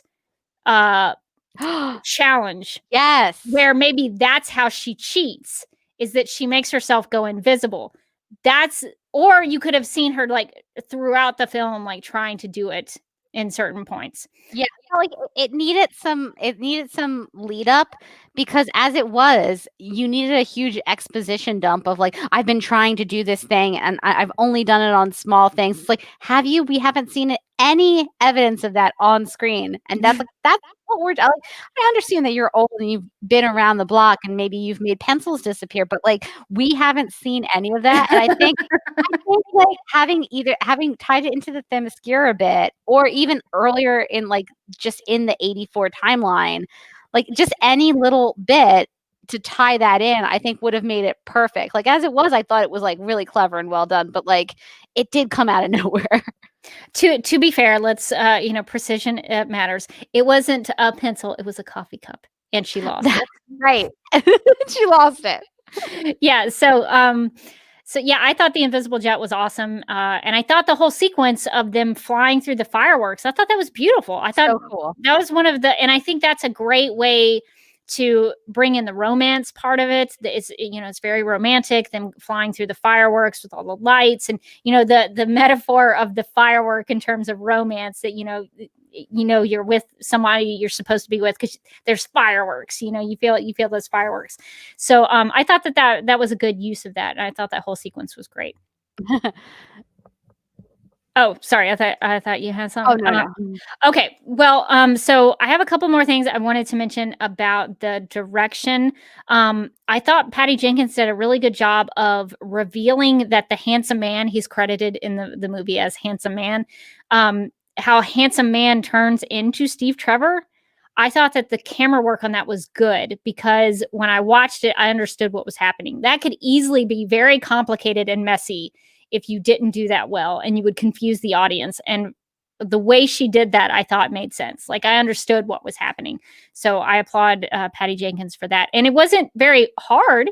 She just kind of did a couple of turns around the person, and then eventually it became Chris Pine. So I thought that was really well done. And I loved the White House fight sequence. I thought that was great. One of the shots that they used in a lot of the trailers was like Wonder Woman kicking out her leg, and it was extended in like a slow-mo shot. That was awesome. Some of that the Wonder Woman action stuff, like with the use of the lasso when she was like spinning it really fast and blocking bullets. I thought that was a great use of the lasso. Even the lasso bit where she stops the bullet from hitting Steve Trevor in Cairo. When she spots the bullet kind of going past her, and she stops that one bullet. I thought the lasso stuff was really good. So I have to give it up to Patty Jenkins, because to your point, I think you mentioned it, like she's really good at the action sequences. So those are things that I really enjoyed. Were there any things that you didn't like about the direction that we haven't talked about? Not that I can think of, really. Okay, well, let me mention one. So there was one other thing other than the bit where like she's sitting down in both of her moments where she maybe should have been more heroic and standing up. I had an issue with this shot, or this whole scene, because this is the big saying goodbye to Steve Trevor again. This is a big decision for Diana. She's got to give him up in order to save the world. And they're just standing next to a wall. There's nothing like romantic or impactful or epic about it. And what frustrated me was I went looking for other locations in Washington, D.C. that maybe they could have used. There is a World War I memorial on the Washington Mall, and it existed prior to 1981. I think it has been in existence since 1981. So it would have been there in the time period of 1984. My solution to fixing that problem of making that more interesting is having them say goodbye at the World War I memorial. Oh, definitely. That's would have so much impact, and emotion would tie into the first film so much. Like, yeah, that's. I just look how uninteresting that is to me. To me, as someone who like wants to be like a camera operator and a photographer, I just look at that and I'm like, that's all. That's the best you could do. Yeah, I think it was impactful when she like walks around the corner and walks away from him and like doesn't look back and just kind of runs. But that could have been anywhere. Like you don't need it to be a literally a like cinder block wall for that. Maybe that's just me. It's just a me wanting something a little better. I just know locations are a really big deal, and just where you put people, I thought should have been more tied to their characters than what they had. I did like how she had to kind of leave him behind, but then we don't even see like what happens to him. You know, and I guess at that point, Patty was saying, let's have the focus be on Diana because this is her choice. This is a big deal for her character. So I get that choice to like stay on Diana. But I don't know. The World War One thing. I liked that the choice to stay on Diana. Like she lets him go and then she runs away and like doesn't see, she doesn't have to see that he's, Steve is leaving. But yeah, it wasn't a very impactful place that they were at that she was doing it. So yeah, it's one of those things where like, if it was my movie, this is what I would have done. So I really can't fault for Patty Jenkins. Again, I think she made the movie she wanted to make, but I would have made some different choices. But I'm also not a big film director who makes big blockbuster Wonder Woman movies, so I probably don't know what I'm talking about. So I guess since we've been talking a little bit about the character arcs, what did you think about each individual character? So I guess we could start talk. I mean, I guess we talked probably about Diana at great length. Yeah. But what did you think about the performances? I guess is what we could talk about. I thought the performances were all really good. I think Gal, is it Gal Gadot? Yeah, I think correctly it's Gall. So think of it as like, I guess Gall, or maybe you could say Gaul is how you maybe. I never know how to. Is her last name is the T? Do you say the T? I think it's Godot. Like it's very faint. Like you don't say Godot. But it's like. It's not Godot either. It's like because I had previously been saying Godot, and then I saw somewhere it was like you say the T, and I was like, you do? Because we know from experience that I'm very bad. I was gonna try to say the one I can't say, and then I forgot what it was. So that's how traumatizing that was for me. But no, I thought everybody was really good in this movie. I thought the performances were really well done. I thought that Gal was really great. Chris Pine. I love the chemistry between her and Chris Pine. Like I can understand why they decided to bring back Steve Trevor, even though he's been dead for like so long by 84. And it's because they have really good chemistry and they play really well off of each other. And they have such a fun dynamic of like, I love Steve Trevor. He's just like so fun and supportive, and he's like really upbeat about everything. And he's like, "It's fool, I'm dead." I feel like the Wish storyline was a situation where you couldn't think too much about what was actually happening, because then you started to feel weird. Then your tummy kind of felt like, is that okay? Because essentially, Steve Trevor is inhabiting the body of another human being, and then they're just like doing stuff. And so I thought, did that guy, was he cool with that? Was he down with Steve Trevor taking his body around on a fun vacation? Because he might say yes. He got to he had romantic relations with Diana. He got to go to Cairo. He got to do some great things. He got to do Pop-Tarts, sites, and really and finally wear that outfit he's always wanted to, that his friends don't agree with him on. But I do feel like it's one of those things where it's like you kind of have to turn your brain off, because when you start to think about it, things start to get a little murky, and then it's like, ooh, this is not maybe great. But also, I think I've read some stuff about how body swap movies were kind of a huge thing in the 80s. And so I think this is kind of an homage to the quintessential 80s body swap movie. Obviously, the most famous of which is Big. With Tom Hanks. Yes, which also has some questionable things there, because you have like teenage boy having romantic relations with a grown woman. So that is something that did happen in 80s movies. I feel like the 80s movies and this one, there's a little couple of like things that make you go moments where you're like, you know what, this is a romantic moment, so I'm just gonna turn that section of my brain right off. The section that's like, what about that poor guy? Shh, don't think about him. I think the movie tries to make it okay at the end when you see him have that interaction with Diana. I guess it's supposed to make that okay. I just kind of felt like they maybe didn't need the body swap aspect. I think I get that they were trying to do like, body swap movies were huge in the 80s. Let's do a body swap. But it didn't really add anything to the film, really, because we saw Chris Pine the whole time. Thank God Chris Pine's great. Yeah.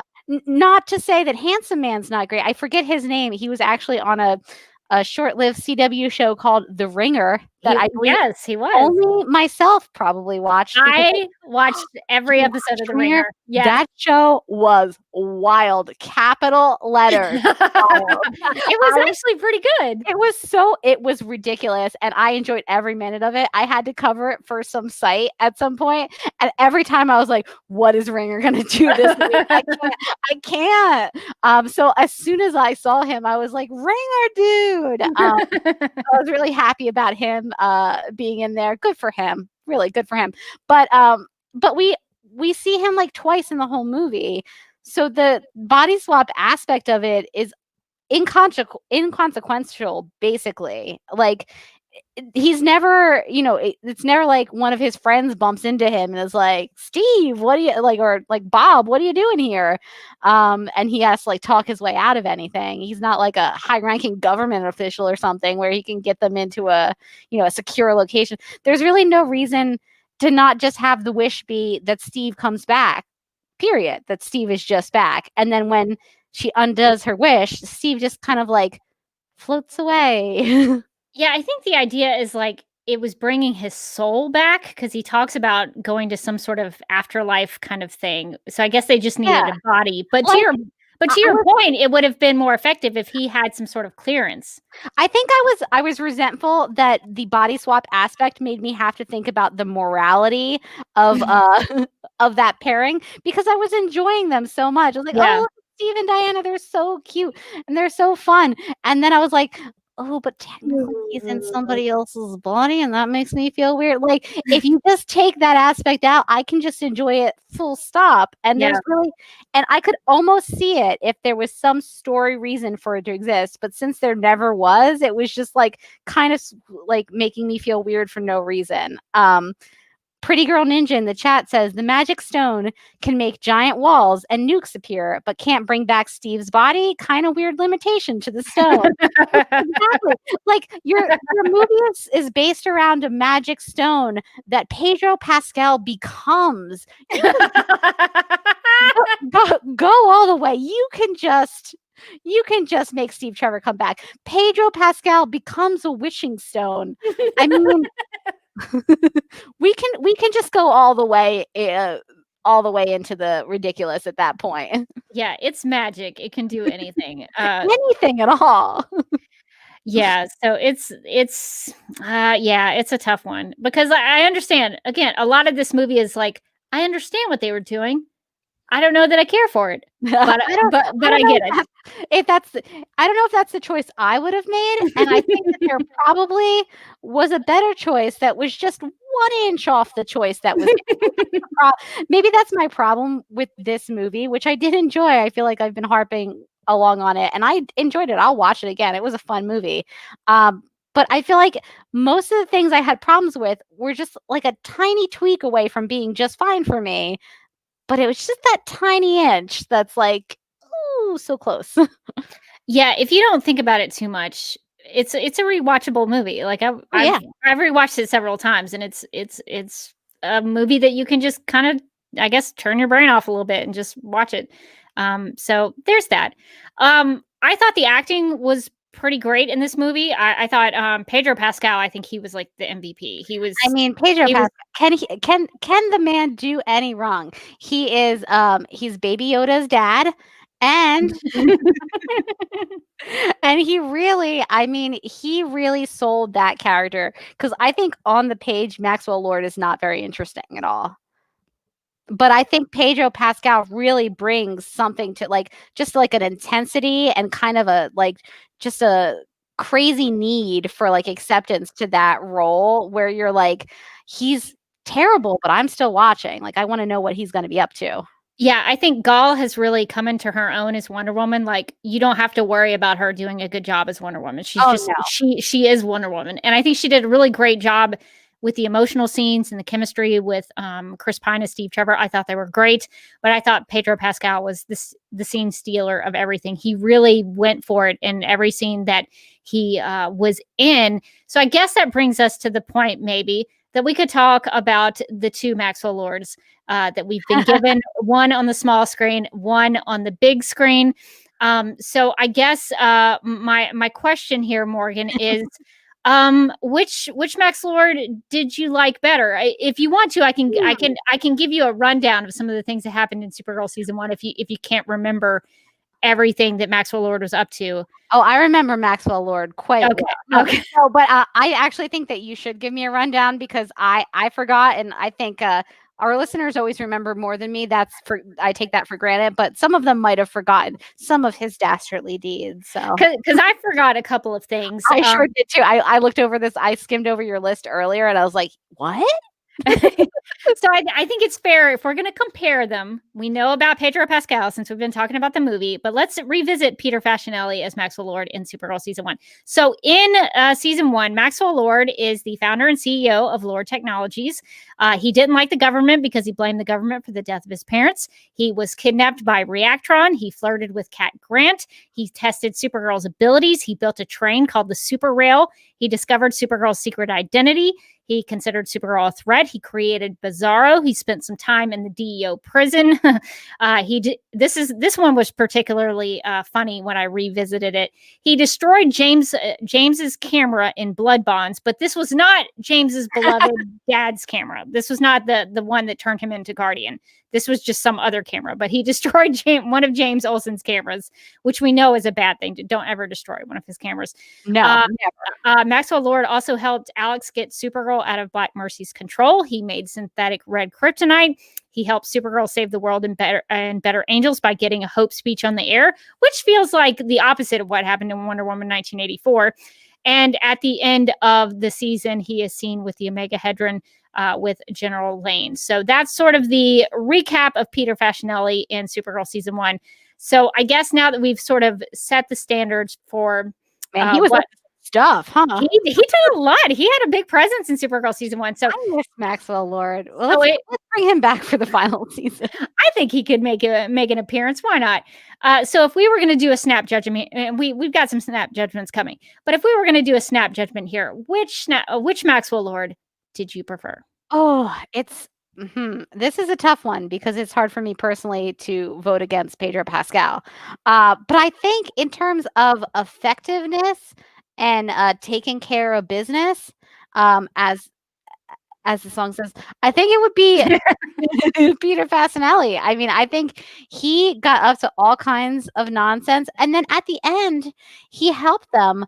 But then also at the end, he kind of betrayed them, and then we never found out whatever Peter Facinelli, Maxwell Lord is doing with the Omega Hedron. We'll never know. Never know. Never know. I guess it's not important. I guess it's cool. Yeah, he's part of the forgotten of Supergirl, and it just will always be forgotten, never to return. Yeah, it's tough because Pedro Pascal's acting performance was so fantastic.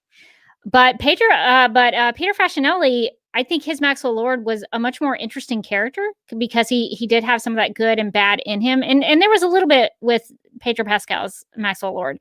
But I guess, and it's also kind of unfair because one is on film, one is in a TV show. You have more time to develop him with Peter Facinelli's version. But I thought Maxwell Lord, he just, on Supergirl, I think he was allowed to be more of a character. He wasn't so one note, which I thought was a little unfortunate for Pedro Pascal. His big deal was, I want to be rich, I want to have oil, and I'm gonna make everybody's dreams come true, and including mine. And that was kind of his whole thing, and it was kind of it. Yeah, I think there was a lot more going on with Peter Facinelli's Maxwell Lord, just because it's TV and you can kind of, parcel things out over time, and you can learn more about a character. And in film, the character kind of has like a job almost, and like Pedro Pascal's Maxwell Lord did his job in messing things up and getting things crazy. But I think that Peter Facinelli's was more interesting in that he had more layers and could sometimes do the right thing. Although I feel like most of the right thing was based off of self-preservation, but still, whatever. He did come in handy every now and then. Electra WWF says Peter Facinelli's Maxwell Lord seemed more comic book accurate. There's arguments to be made there. Let's see. Claudia says Max Lord from season 1 of Supergirl, hands down. And Mark reminds us, remember when we were debating if Max and Alex had chemistry? Yeah, that was a thing. He did flirt with Alex Danvers there. Oh, that's right. 1.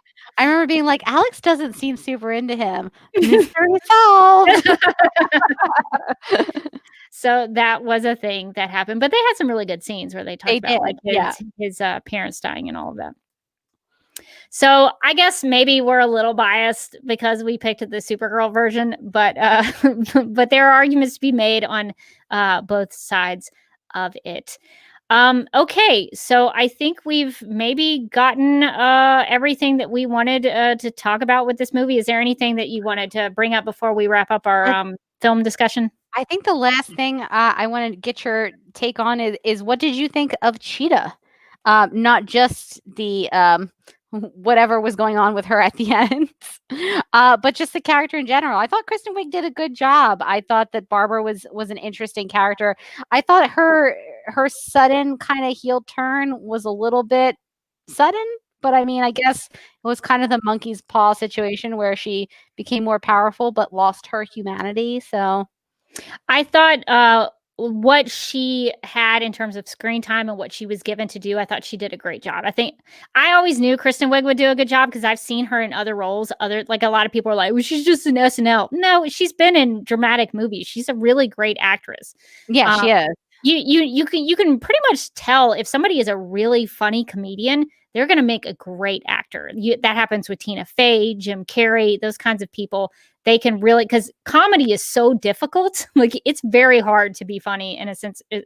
So I think dramatic actors have it easy. Like comedy is way harder to do. You have to have a sense of rhythm, and you have to know, when things are going to hit, or else your jokes are not going to work. So I think that that's a really valuable, skill to have as an actor, and you can see it here with her.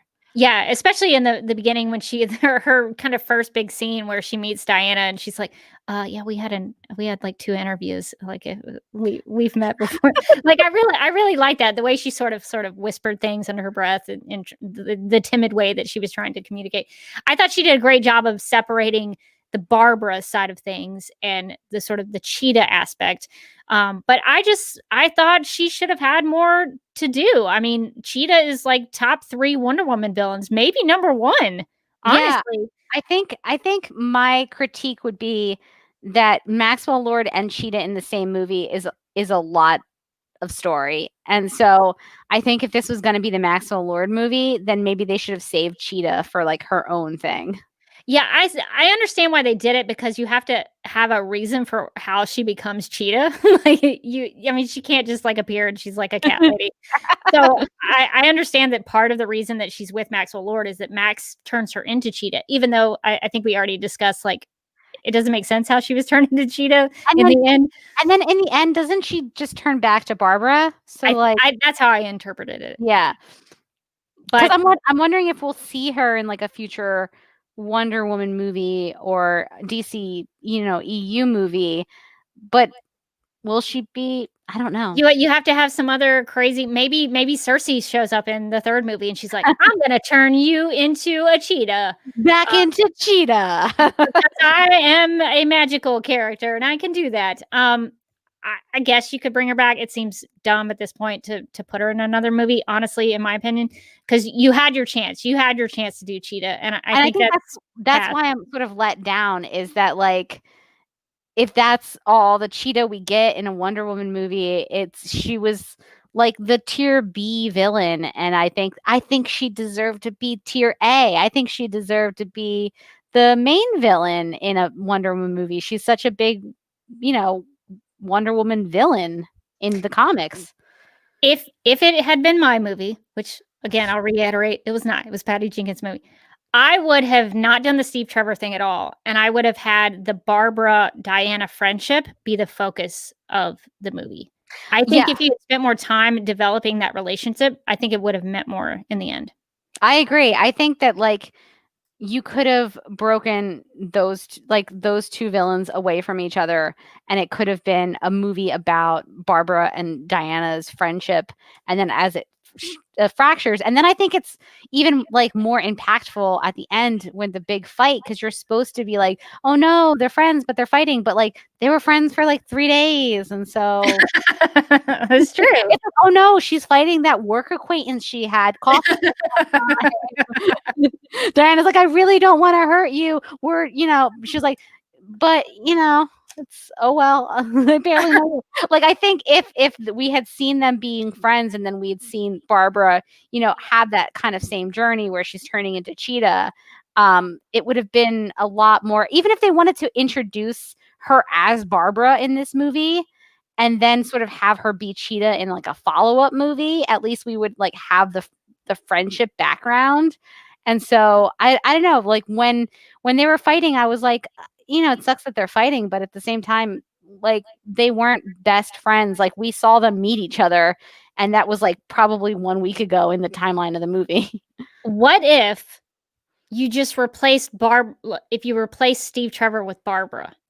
Yeah. And just had Barbara go to Cairo with Diana and do all that investigating with Diana and did all of that stuff. What would that movie look? Would that have been a better movie? You know what? I love Chris Pine and I love Diana and Steve. I think that they've got great chemistry. I think that would have been a better movie, though. I think the Steve stuff I liked a lot because I like those two actors together and I like their chemistry and I like the way that they write that relationship. But I don't think it was needed. Like, I think we had that movie and it was the first Wonder Woman movie. And so I don't think that we need it to see it happen all over again in a second movie. Like it, to your point earlier, it did kind of feel like she's learned the same lesson twice. And so, yeah, I think if it's a Barbara and Diana movie where they're hanging out and they're solving mysteries and then slowly Barbara starts to lose it, that's way more interesting to me than having, this sort of Steve interlude in what is essentially kind of the middle of the film. I think that would have solved it, I think, honestly. I'm starting to wonder that they didn't really hash these things out very much before and I don't want to make judgments. I wasn't there when they did all this, but it sort of feels like they wrote this in a week and then they just went and shot the movie. Because we've been live for 2 hours and we've hashed out and pitched maybe a better movie. I don't know. Maybe it's my ego talking, but it feels like we're having discussions. I don't know if they film their version and everyone's like, it's much worse. But no, I mean, I agree. I think that one of the problems with this movie is it was just trying to do too much. When I saw the runtime, it was trying to do so many things. So many things. So many things. We got back and we were going to watch on Christmas Day. And I was like, oh, don't worry, it'll be 2 hours. And Mike was like, it's 2.5. And I was like, 2.5. And sometimes movies can earn those 2.5 extra 3 hours, whatever insane runtime they want to have. But this one, I don't think did. I think this one just was kind of stuffing more and more elements into it when it could have been paring it back to like what's important for this story. Yeah. Real quick, we'll take this question from Kenny. He says, because of where the DCU is now heading, do you feel Wonder Woman 1984 was a soft reboot of the character? What are your thoughts on that, Morgan? I don't think so, because to me, a lot of what happened in 84 was a continuation of what happened in the first Wonder Woman movie, the one from 2017. To the point that you made that like some of it felt a little rehashy. So I felt like she was the same character that she was in Wonder Woman, except maybe like a little bit more divorced from humanity. But I don't feel like she was different. I don't feel like it really rebooted the character in any way. I felt like it was a continuation of the character. I think the only reason that some people might think that and why I had hesitancy about it is because it did sort of break from BVS continuity. Because I think Patty Jenkins, her whole philosophy with Wonder Woman is like, well, she wouldn't do that. She wouldn't walk away from humanity. And I think there's an argument to be made for that. I also think there's an argument to be made with, well, what if she did? What would that look like? How would her character be different? Like, I think that's a more interesting idea, is what would Wonder Woman do for 100 years being in our world? So I don't think so. I think to your point, I think it was pretty consistent from Patty Jenkins's point of view. Maybe it took the thing about Batman v Superman is that it had to introduce her. And I think the reason that they didn't do certain things like have Wonder Woman fly in BBS is because Zack Snyder wanted Patty Jenkins to be able to do that and have the opportunity to do that for her films. So there were certain things that were set up in BBS that like were just kind of opening up the character. So I don't know. It's kind of tough, Kenny. I think it could maybe be argued either way. Do we know anything about Wonder Woman 3? Do we know when in the continuity that they're planning to set that? I sure hope it's not in the past. Thank you. Yeah. It's funny because I think if it wasn't for, the setup that Wonder Woman hadn't really like embraced being Wonder Woman until, I think Batman v Superman, I think the past movies would have been really fun, actually. It's like a great way to not mess up your continuity, and you can just do stuff in the past. And there's so many cool time periods. Like, I feel like they could have had like a crazy fun time with like Wonder Woman in any kind of time period. But as it is, it's like they're kind of their hands are a little bit tied as far as like how involved she can get and how much people can know about Wonder Woman being around. So yeah, at this point, I want current timeline Wonder Woman. Yeah, I would like to see her in the future and expand her world. I'm a Donna Troy fan. I love Wonder Girl, so I would love to see sort of that be expanded. So now you could do that in the future where you could have a Wonder Girl show up. So that would be my preference. So you've done the past. We've seen a lot of past with Wonder Woman. We've been with her in 1918. We've been with her in 1984. What is she doing in the future? What's she up to now? What's she up doing in our time? So that's my preference. But how's her quarantine going? yeah. Did she have to worry about the virus? I don't know. That's a good question. That is a good question. All right. Well, I think it's fair to say we had mixed reactions, and that's perfectly valid. I think there were things I really liked about it. There were some things that I thought were a little weak that could have been a little stronger, but on the whole, it's a watchable movie. And I think for what it was trying to achieve, I think it probably it achieved it to a degree. Yeah, I think for me, it was an enjoyable movie. I've seen a lot of the backlash of people online sort of reacting to it. And I think the backlash is a little overblown. Like, it wasn't the worst movie of all time. It really wasn't. It was enjoyable. It was fun. I'll watch it again. It was definitely too long. They needed to shorten it up. They needed to tighten it up. They needed to really focus up the story, I think. But there was a lot of good stuff in it. I liked the Diane and Steve stuff. Those two actors have great chemistry. I thought it was some good character stuff for Diana. The beginning part was incredible, and I thought it was just a really fun movie. I'll enjoy watching it again. Is it the best movie ever? No, but I think it did what it set out to accomplish mostly successfully. With the 2 hours of of nitpicks that we've just done. It feels funny to wrap it up and be like, I actually liked it. But this is how I express my appreciation. But I mean, I did actually like it. Did I think it was perfect? No. Did I think there were like a lot of places that they could have improved it? Yes. Well, I think that we gave the movie a really good, deep analysis of it. And I think as a filmmaker, if I was the filmmaker, I'd be like, wow, they took the time to really dig into my movie and talk about what was going on. In the amount of time you've listened to this podcast, you could have watched most of Wonder Woman. So I hope that just layer our commentary over it like a director's commentary. so that's my feeling on it, is that there's some things I liked and some things I didn't like, but if I take the time to really go through a movie like that, because the movies I really don't like, I'm like, I don't want to ever deal with that again. Like Artificial Intelligence, that movie with the little boy, and then there's aliens, and there's the teddy bear. The AI movie, was that with Jude Law? That's one of like, I remember that movie, and I just remember being like, why is this movie still happening to me? I never want to like talk about that movie ever again. That's the only thing good about it was the teddy bear, and that was it. So like that movie, if I don't like a movie, I'm like, no, we're finished here. I'm never gonna address that. But if I take the time to kind of go through it, I'm at least giving it a shot and trying to actually understand what it was trying to do. So that's my thought about it. So I guess that wraps up our thoughts on Wonder Woman 1984. So should we get into some snap judgments? We most certainly should. All right, let me get the intro, and we'll make some snap judgments. In the game of snap judgments, each person is presented with 2 options, but must only choose one. First instincts are recommended, and explanations are unnecessary.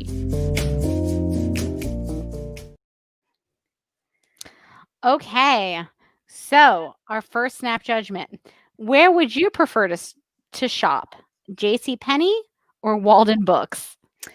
This is a tough one. So like, here's the JCPenney from the show. So that's the brown and the orange and the yellow that I was talking about earlier. JCPenney, I have a really I have an affiliation. Is that the word? Now I can't think of the word. Why affinity? Affinity. Yes. I was like, why does that sound weird when I just said it? Because my grandma Pearl in Kingsport, Tennessee, she loved JCPenney. She would take us to go to JCPenney in Kingsport. So I have a little bit of a connection to JCPenney, but I also would have more fun at Walden Books. I guess in honor, I've got my grandpa Robert's. This is my mom's dad, and Grandma Pearl is my dad's mom. So I guess in honor of my grandparents, I'm going to say JCPenney on this one. That's a solid choice. I feel like JCPenney just recently went out of business. I think it did. And so I feel like the experience of shopping at JCPenney is something that I remember being as a fairly recent thing. But Walden Books, I used to go in there and lose myself for hours. And so I'm going to vote for Walden Books. It was basically the same as Barnes & Noble, but it had a different name. And then I could go to 2 bookstores at once. And that was a fun time for me back in the day. So bookstores, the best. Yeah, we've got Electro WWF says Walden Books. Leslie says JCPenney, and Mark is all about Walden Books. So we got a mixed reaction on that one there. Nice. Okay, so you're sightseeing in Washington, D.C. Do you visit the Lincoln Memorial or the National Air and Space Museum? I love the Lincoln Memorial. I really do. I think it's a very iconic place in Washington, D.C., but I have not been to the Air and Space Museum in a long time. I think I would go to the Air and Space Museum. So we are having the same answer for almost the same reason. I've been to the Lincoln Memorial, but I have never been to the Air and Space Museum. Oh, never. And so I would like to go. Yeah, I think now I would have, because I went to Washington, D.C. when I was really little. And so I had memories of it, but I didn't appreciate history then at that time. And we went to Washington, D.C. a couple of years ago, and we did some of the museums, but we went to the Lincoln Memorial, and we went to like the Jefferson Memorial and some other stuff on the Washington Mall, but we didn't go inside the Air and Space Museum. So I think that would be on my list when we go back. If we ever, travel and do things again, that's on my list. In the ether times, you're going to really love that museum. I'm going to love the Air and Space Museum. Okay, next one. Space shuttle or invisible jet? I really liked what they did with the invisible jet. But I'm going to go space shuttle. The space shuttle is such a cool idea. You basically like get in it. I mean, it is a rocket ship. It's not like a plane, but it sort of works like a plane where it comes back. It's got like landing gear, and it sort of lands like a plane. Like you get shot up into space. And of course the space shuttle is, I think, pretty much defunct now. I don't know. They don't still use the space shuttle to go to like the space station, do they? They might. I don't know. I don't know. But like, I just love the concept of the space shuttle that you get shot up in a rocket ship and then you just come down like a plane. I think that's awesome. It is pretty wild. I think if that shows anything, that we need to go to that Air and Space Museum, because neither of us knew. We were like, do they still do them? I don't know. The space shuttle stuff may be defunct now, but they still, I think, shoot people up into the space station. So I don't know how they do that now. I think someone let us know if you know. I think Lynn in the chat says that they retired the shuttles. Oh yeah. So I think but so that's this is a good question. But I'm gonna go Invisible Jet, and I want to clarify that's all versions of the Invisible Jet. But almost more specifically, the version, the old version that looks just like she was in a glass jar.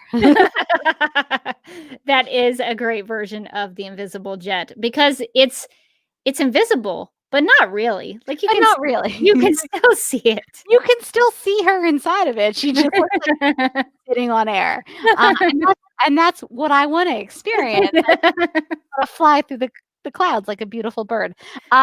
Okay, so if you have a snap judgment, put it in the comments, because we're at our last snap judgment, which is, what's the better look for Steve Trevor, parachute pants or the preppy outfit? Okay, so just to remind everybody, parachute pants, American flag, fanny pack, and then like the sort of preppy outfit is the one that Diana really liked, that the handsome man ended up wearing at the end. So I'm gonna go parachute pants. The reason why is because of the American flag fanny pack. I like that sort of ties into the fact that he was in the military and he was a soldier for the United States.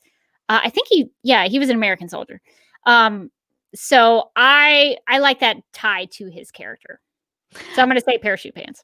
I think I have to go parachute pants too, because the preppy look is just too monochromatic. It's too like white and beige. I feel like I'm looking at like a 80s Instagram influencer, and I kind of hate it.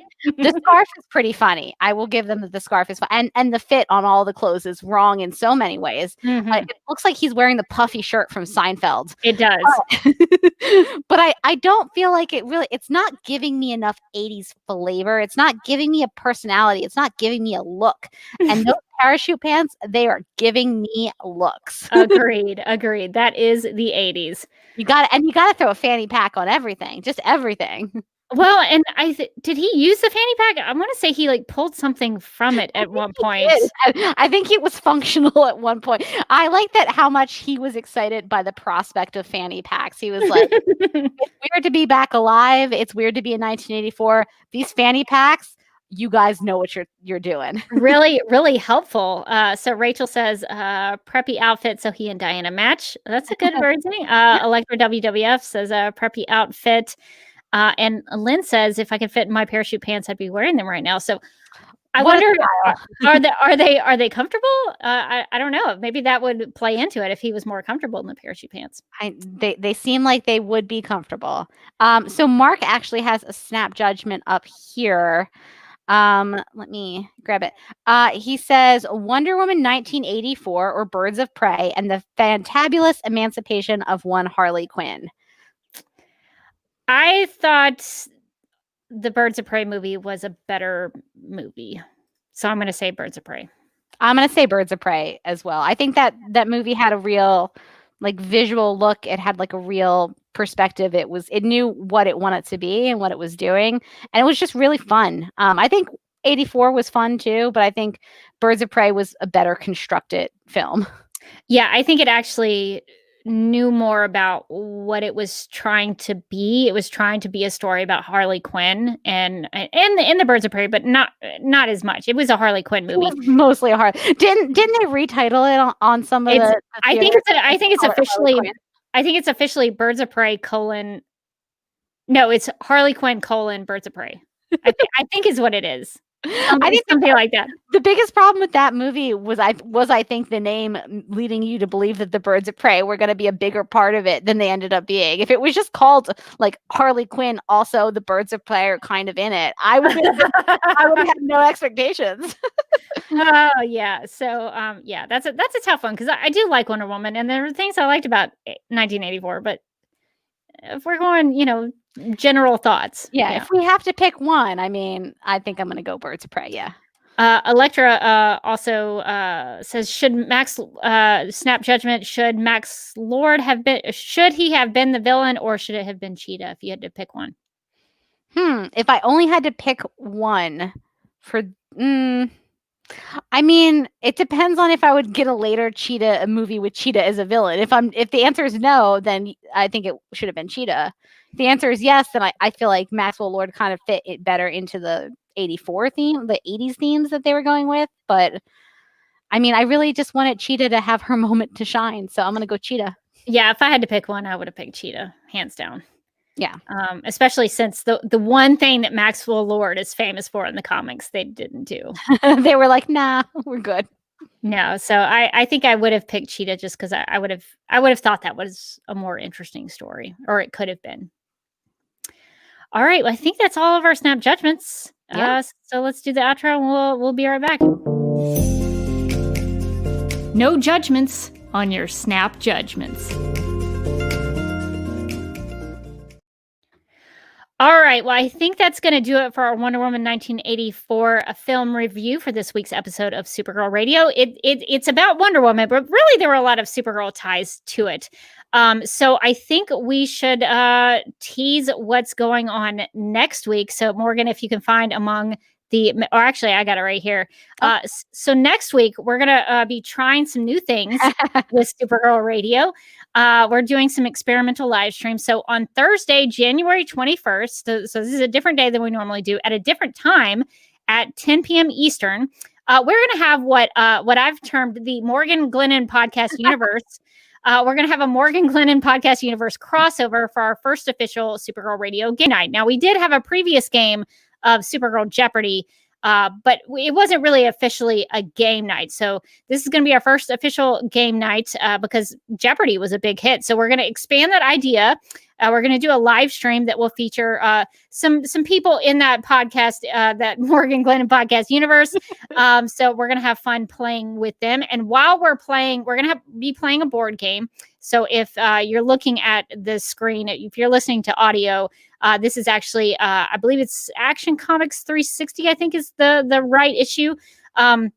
There is a Supergirl comic. It's an 80-page giant that has a board game on the cover. So we're actually going to be playing the board game for real. And while we play it, we're actually going to be talking about the stories that are embedded within the board game, because the cool thing about it is that the board game squares are actually Supergirl comics. So we're going to be talking about those stories and learning about the Silver Age of Supergirl as we do it.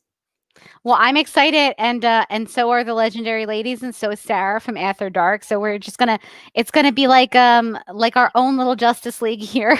So we'll see. This may be the first of many game nights. So this is something that we've sort of talked about wanting to try, since that is something that they do on Supergirl. I'm gonna pull out my finest gray sweater for the occasion. Yes, gray sweaters only. And so we're going to be maybe trying to do a couple of these games. We'll see if we can make it. This is our little test run with this simple sort of board game to see if we can make that work. But we're going to be doing that next week, Thursday, January 21st at 10 p.m. So come and learn about some Supergirl comics and have fun watching this team up of the Morgan Glennon podcast universe. I put out the call to everyone. Just put that bad signal out there. All right, well, let's get to some plugs and get this live stream concluded. If you would like to contact Supergirl Radio, you can post a comment on our website at supergirlradio.com. You can email us at supergirlradio@gmail.com. If you'd like to leave us a voicemail, you can call us at 678-718-7252 and make sure to write and call in before Tuesdays at 6:30 p.m. Eastern. You can like us on Facebook and follow us on Twitter and Instagram, all at Supergirl Radio. You can listen to us on Apple Podcasts, Stitcher, iHeartRadio, Google Podcasts, Radio Public, Podchaser, and Spotify, where we also have a Spotify playlist that includes music featured on and inspired by the CW's Supergirl TV series. We are listed on DC's fan page, which you can find at dccomics.com/DC-fans. If you like what we do, we encourage you to give us a rating and write us a review on Apple Podcasts and Stitcher. You can find links to everything I just mentioned on supergirlradio.com on the right side of the page. And now we throw it over to Amy from the Legends of Tomorrow podcast for the DC TV plugs. Supergirl Radio is part of the DC TV Podcast Network, so if you're interested in The Flash, Black Lightning, Legends of Tomorrow, Batwoman, Titans, Stargirl, Green Lantern, Strange Adventures, and the upcoming Superman and Lois series, or DC TV After Dark, make sure to follow DC TV Podcasts on social media and subscribe to the podcast mega feed if you want all those podcasts in one place. If you enjoy our Supergirl Radio live streams, make sure to subscribe to the DC TV Podcast YouTube channel and hit that notification bell to get notified when we go live and wired. DC TV Podcast also has a TeePublic store, so if you are in need of some new DC TV related t-shirts, tank tops, sweatshirts, onesies, mugs, notebooks, pillows, or stickers, go to supergirlradio.com and click on the TeePublic store link at the top of the page. Whew. It's a lot of information. And speaking of the DC TV Podcast TeePublic store, we've got some maybe some stuff that ties into Wonder Woman 1984. So just wanted to show some designs. I figured, why not? We'll put some Wonder Woman stuff in there. So we've got some Wonder Woman designs that we've got in there, some 84 stuff. So I just wanted to pop these in here just in case you're curious. So we've got some specifically Wonder Woman 1984 stuff. Then we also have some Supergirl stuff that sort of ties into the 80s with some neon designs here. We've got a cool Supergirl one. Oh, that's actually really cool. Sort of some neon stuff. And then we've got a Maxwell Lord design. So you can join Lord Technologies if you are interested in doing that as well. And Morgan, since DC TV plugs are kind of your jam, do you want to tell people about the new contest that we've got going on? Sure would, Rebecca. Our DC TV plugs are going to be out of date soon because they can't stop making shows. I've begged them to. So we're going to need some new ones. If you would like to be featured on Supergirl Radio, please send us an audio file. And by audio file, I mean MP3, M4A or WAVE to supergirlradio@gmail.com. Try to do that by February 21st. We want to thank you for contributing, and we'll send some giveaway items to those who send in submissions. Now, be as creative as you like, but you need to mention these podcasts. And this is how Rebecca gets me to do the plug. Here we go. These are the podcasts you need to mention. So be writing these down as I speak. Supergirl Radio, that's the one you're listening to now. Superman and Lois Radio, it's like Supergirl Radio, but he's a man. The Flash podcast, the one Andy's on. Legends of Tomorrow podcast, the other one I'm on. The Black Lightning podcast, the one I usually say at least twice or three times in these plugs by accident. Titans and Doom Patrol podcast. Don't forget Batwoman. Did I? I think so. I sure did. It's one of the only shows I'm current with, and I did forget it. Don't forget the Batwoman podcast like I did, or we're not going to choose you. Batwoman podcast, Titans and Doom Patrol podcast, Stargirl podcast, Justice League Dark podcast, Green Lantern podcast, Strange Adventures podcast, and DC TV After Dark. That's a very long list of podcasts that you're going to have to say so that I don't ever have to say it again. Thank you for your service. So definitely, if you feel like doing a voiceover, we'll send you some stuff in the mail, and we'll reward you by including you on our podcast and in our live stream. So if you want to help us out, feel free to do that. You got till February 21st to participate. We need you. All right. So we'll do some quick plugs for us personally, really quickly. So you can find me on Instagram at The Derby Kid. You can also find me on YouTube at youtube.com/duckmilkprod. So there are some ways to follow me there. And I also just wanted to take this opportunity to sort of issue a retraction and an apology from our A Princess for Christmas live stream. This is very serious, and we take it very seriously. I mean, it's important to correct when you get it wrong. This incorrect information is based on my own ignorance, so I just want to apologize for that. One of our listeners at Yvonne 72 on Instagram let us know that the head female maids in big houses are always called Mrs. even when unmarried. So my apologies to Mrs. Birch for accusing her of having an affair with Paisley Winterbottom. That apparently was not the case. So I don't want to slander anybody, or I think it's slander when you're speaking. Yeah. So I don't want to misrepresent Mrs. Birch and Paisley Winterbottom's relationship. So I just wanted to correct that for the record. And I want to go on the record and apologize to my co-host Rebecca. I have watched so much Downton Abbey, and I should have caught that mistake. Her name is Mrs. Hughes in Downton Abbey. Mrs. Hughes. And yet somehow that never occurred to me. She's not married. Now we know. But now I know. And knowing is half the battle. That's what they say. You can catch me on Twitter and Instagram. I'm at Mojotastic. You can also find me on a DCTV After Dark, as well as the Legends of Tomorrow podcast, where right now we're getting ready for a Legendary Ladies AMA. Ask me anything. So send us those AMA questions. You can tell when we just got back from break and we're tired when we make you do the podcast work for us. But it's gonna be fun is the thing. If you send in questions, it's gonna be fun. If we have to think them up ourselves, it's still probably going to be fun, but we don't want to do work. So send us your questions at the legendspodcast@gmail.com or to us on Twitter, legends_podcast. I think that's right. Feel very somewhat confident that that's our Twitter account.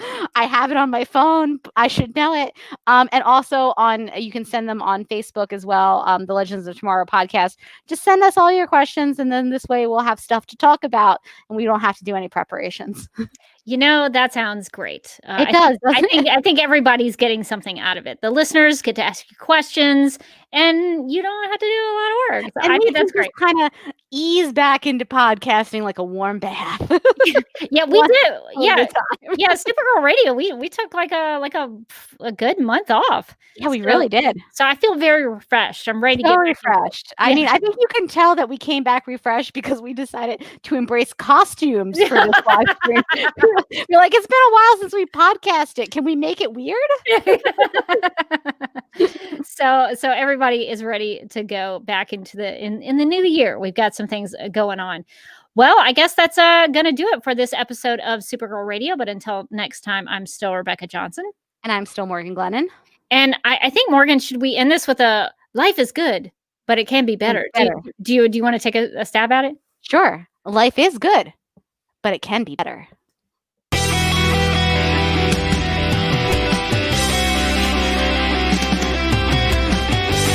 DCTV podcast. There's too many now! Exclamation point. Is becoming a human burrito a plus or a minus? I don't know. It does seem snug. I mean, they say you are what you eat. Oh no!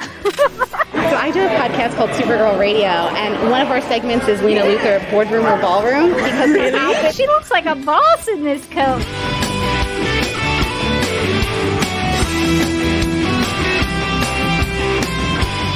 Is Nasty Luthor like a different Luthor? It's not just Lena being mean? No. Helen Slater here. It's so fun to know that you're hosting a podcast called Supergirl Radio. Yeah!